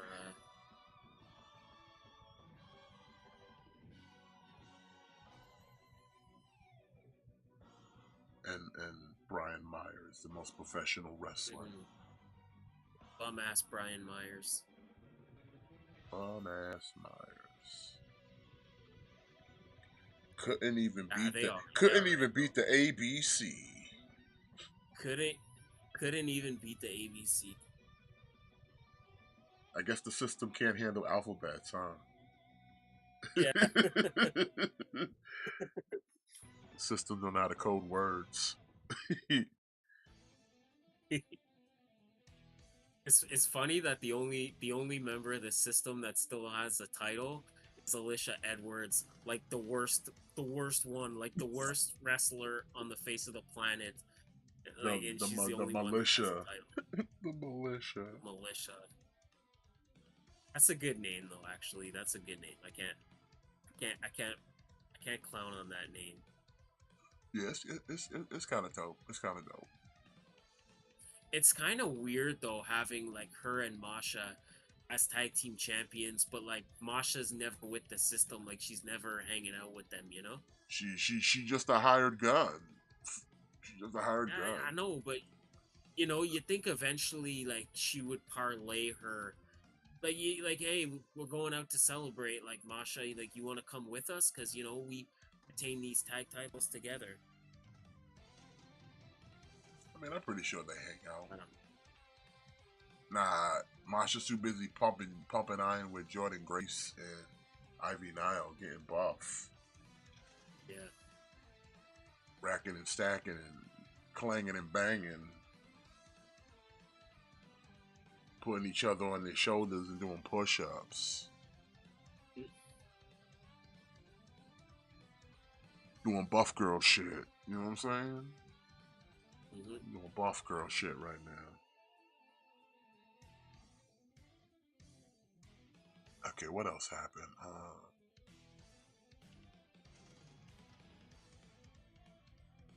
Trying to remember. Like I said, I got distracted by Mega Man, son. Still distracted by Mega Man. Oh yeah, popping Mega heads Man's off. good, man. It's really good, man. Like Jada Toys is ridiculous right now. There's no, like I said, it just makes me look at Hasbro and other lines like y'all really be fucking us over. Mhm. Y'all really be fucking us over because these things can be done. Y'all choose not to do them.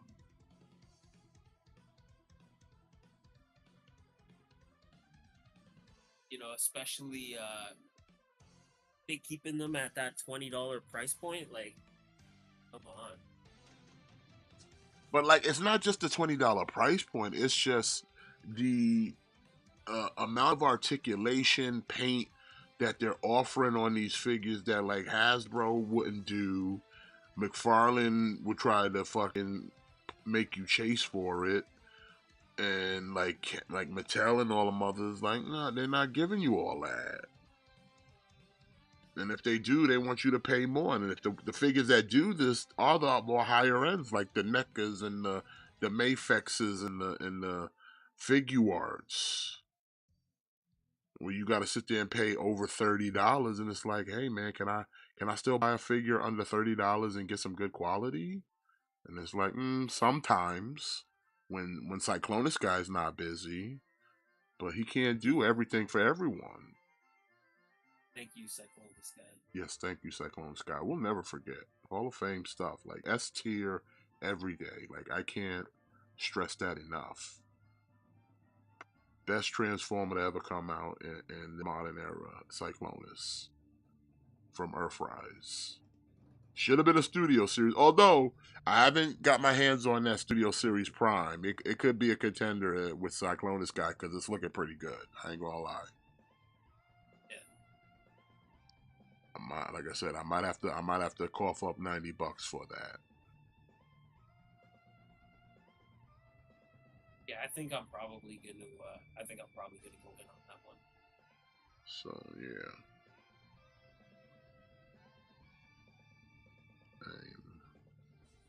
But like I said, Cyclonus is still the measuring stick, though, in my mind. Cyclonus is goaded. It's like I said, S tier. There's nothing about it. It's perfect. It's perfect. It's perfect. It's the most perfect thing you're gonna find in a retail line. There's no reason it's that goddamn good. So the dude who sat there and sculpted that shit was huffing good stuff that day, and his imagination was on fucking plus ultra mode. It was literally plus. Like, I mean, come on, man. The transformation is so clean. You see no robot mode. and it's so seamless. Like it was like he was sitting there seeing matrix numbers when he made this fucking figure.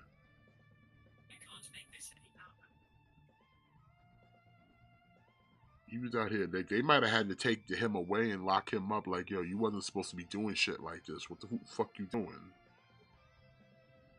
Making us look bad out here. Get out of here.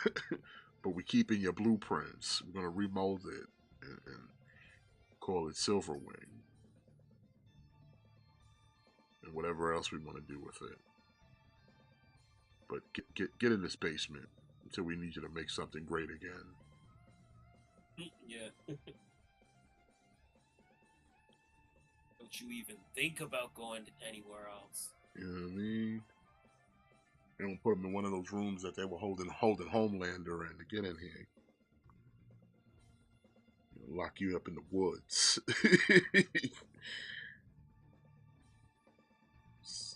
600 feet below surface level.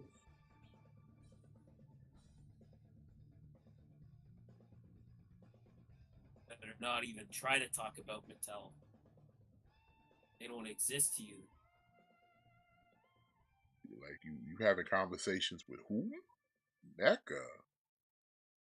I don't think so. You're under contract, sir. Gary, get him. Make sure he don't go nowhere. You keep an eye on him, Gary. Fuck this up at your head. But yeah, like I said, this Mega Man is just like I said, and the Street Fighter stuff is so choice. And now that I got this Mega Man, it's like, bro, do I want to fuck around and go in on the line? Because I'm almost thinking like I kind of just want to collect all the different color Mega Man, maybe. Okay. But I also kind of want to collect some of the villains. Like I don't want all of the villains because not all of them are like visually that appealing to me. I'm pretty sure they're really good figures. But I don't think they're gonna be that like the Chill Man. He looks cool, but I'm like he's not that cool. Like I like Cut Man, and the Fire Guy looks cool, but it's like I don't know. Like I don't really want to go in on the rogues.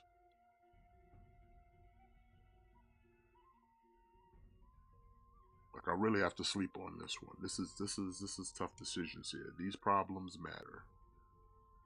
You know. I feel you. But again, at the end of the day, like if I whatever decision I do or don't make, it's like, hey, I'm good. I got the Mega Man, right? Yeah. So it's just like, why are you? But why are you teasing? What not? Why are you tempting me with your so goodness though? Like it's just looking at me like, hey, bruv, I'm cool. I'm cool as fuck right now. Like you love it. He's looking at me, Matt, and he's like, yo, I fucking rock. You know it. I got my fist fucking pumped in the air and shit. Like fucking yeah. Like I need a flying dog, Jada. That's what I actually would like. The fucking dog. Oh yeah, we definitely need a brush. Get that No doubt fucking about that. dog, son. That I'll buy. Yeah, same. Proto Man would be nice. Like I say, I'm pretty sure they'll get to all that. But like I said, this Mega Man is just bonkers. It bonkers. Let's see here. What time is it? I think we've reached that time, Matt. Yeah. Like I said, NXT ended a half hour ago, and I don't think unless people want to sit here and talk about toys, we do have another show for that. But Yeah. gotta join us on Friday for Spaghetti and Friends. We talk all the toy stuff. But hey, I do want to thank everybody for coming out and joining us tonight, man. Yeah, you in the chat have been awesome as always. Yeah. Come talking wrestling with us. Join us back here next Monday on our regular night because, like I said, this was just kind of a special night, little Tuesday night clickbait instead of Monday night Tuesday clickbait. night delight. Yeah, we used to be the Tuesday Night Delight, you know. So Did. for a very long time, and then we went, and then we got, you know, the network was like, we want to move you to Mondays now, and I was like, okay. Mhm. But yeah, join us back here next Monday, so that'll be fun. And as I said, join us Friday for Spaghetti and Friends, where we'll be talking all things toys, pop culture. Probably got some trailers to look at. In fact, I think another Joker 2 trailer dropped today. Yeah. So I we'll didn't watch definitely, it yet. I did. It's you know, so we'll save it for Friday. How about that? All right. All right. Until then, you guys have a great night. Oh yeah, also like, comment, subscribe, all that fun stuff. We'll see y'all next week. Have a great one. Enjoy the rest of the week, and remember to always kick out. And oh, what is that again, Matt? Birds are not real. Exactly. We'll see y'all next week.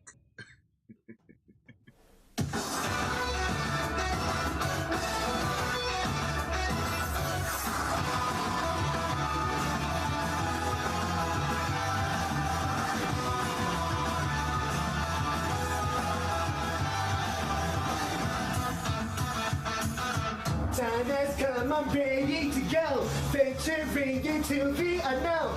Fire's inside me, must be unleashed. People talk nonsense all the day. Shippuden, that's all they can say. I can't get no satisfaction.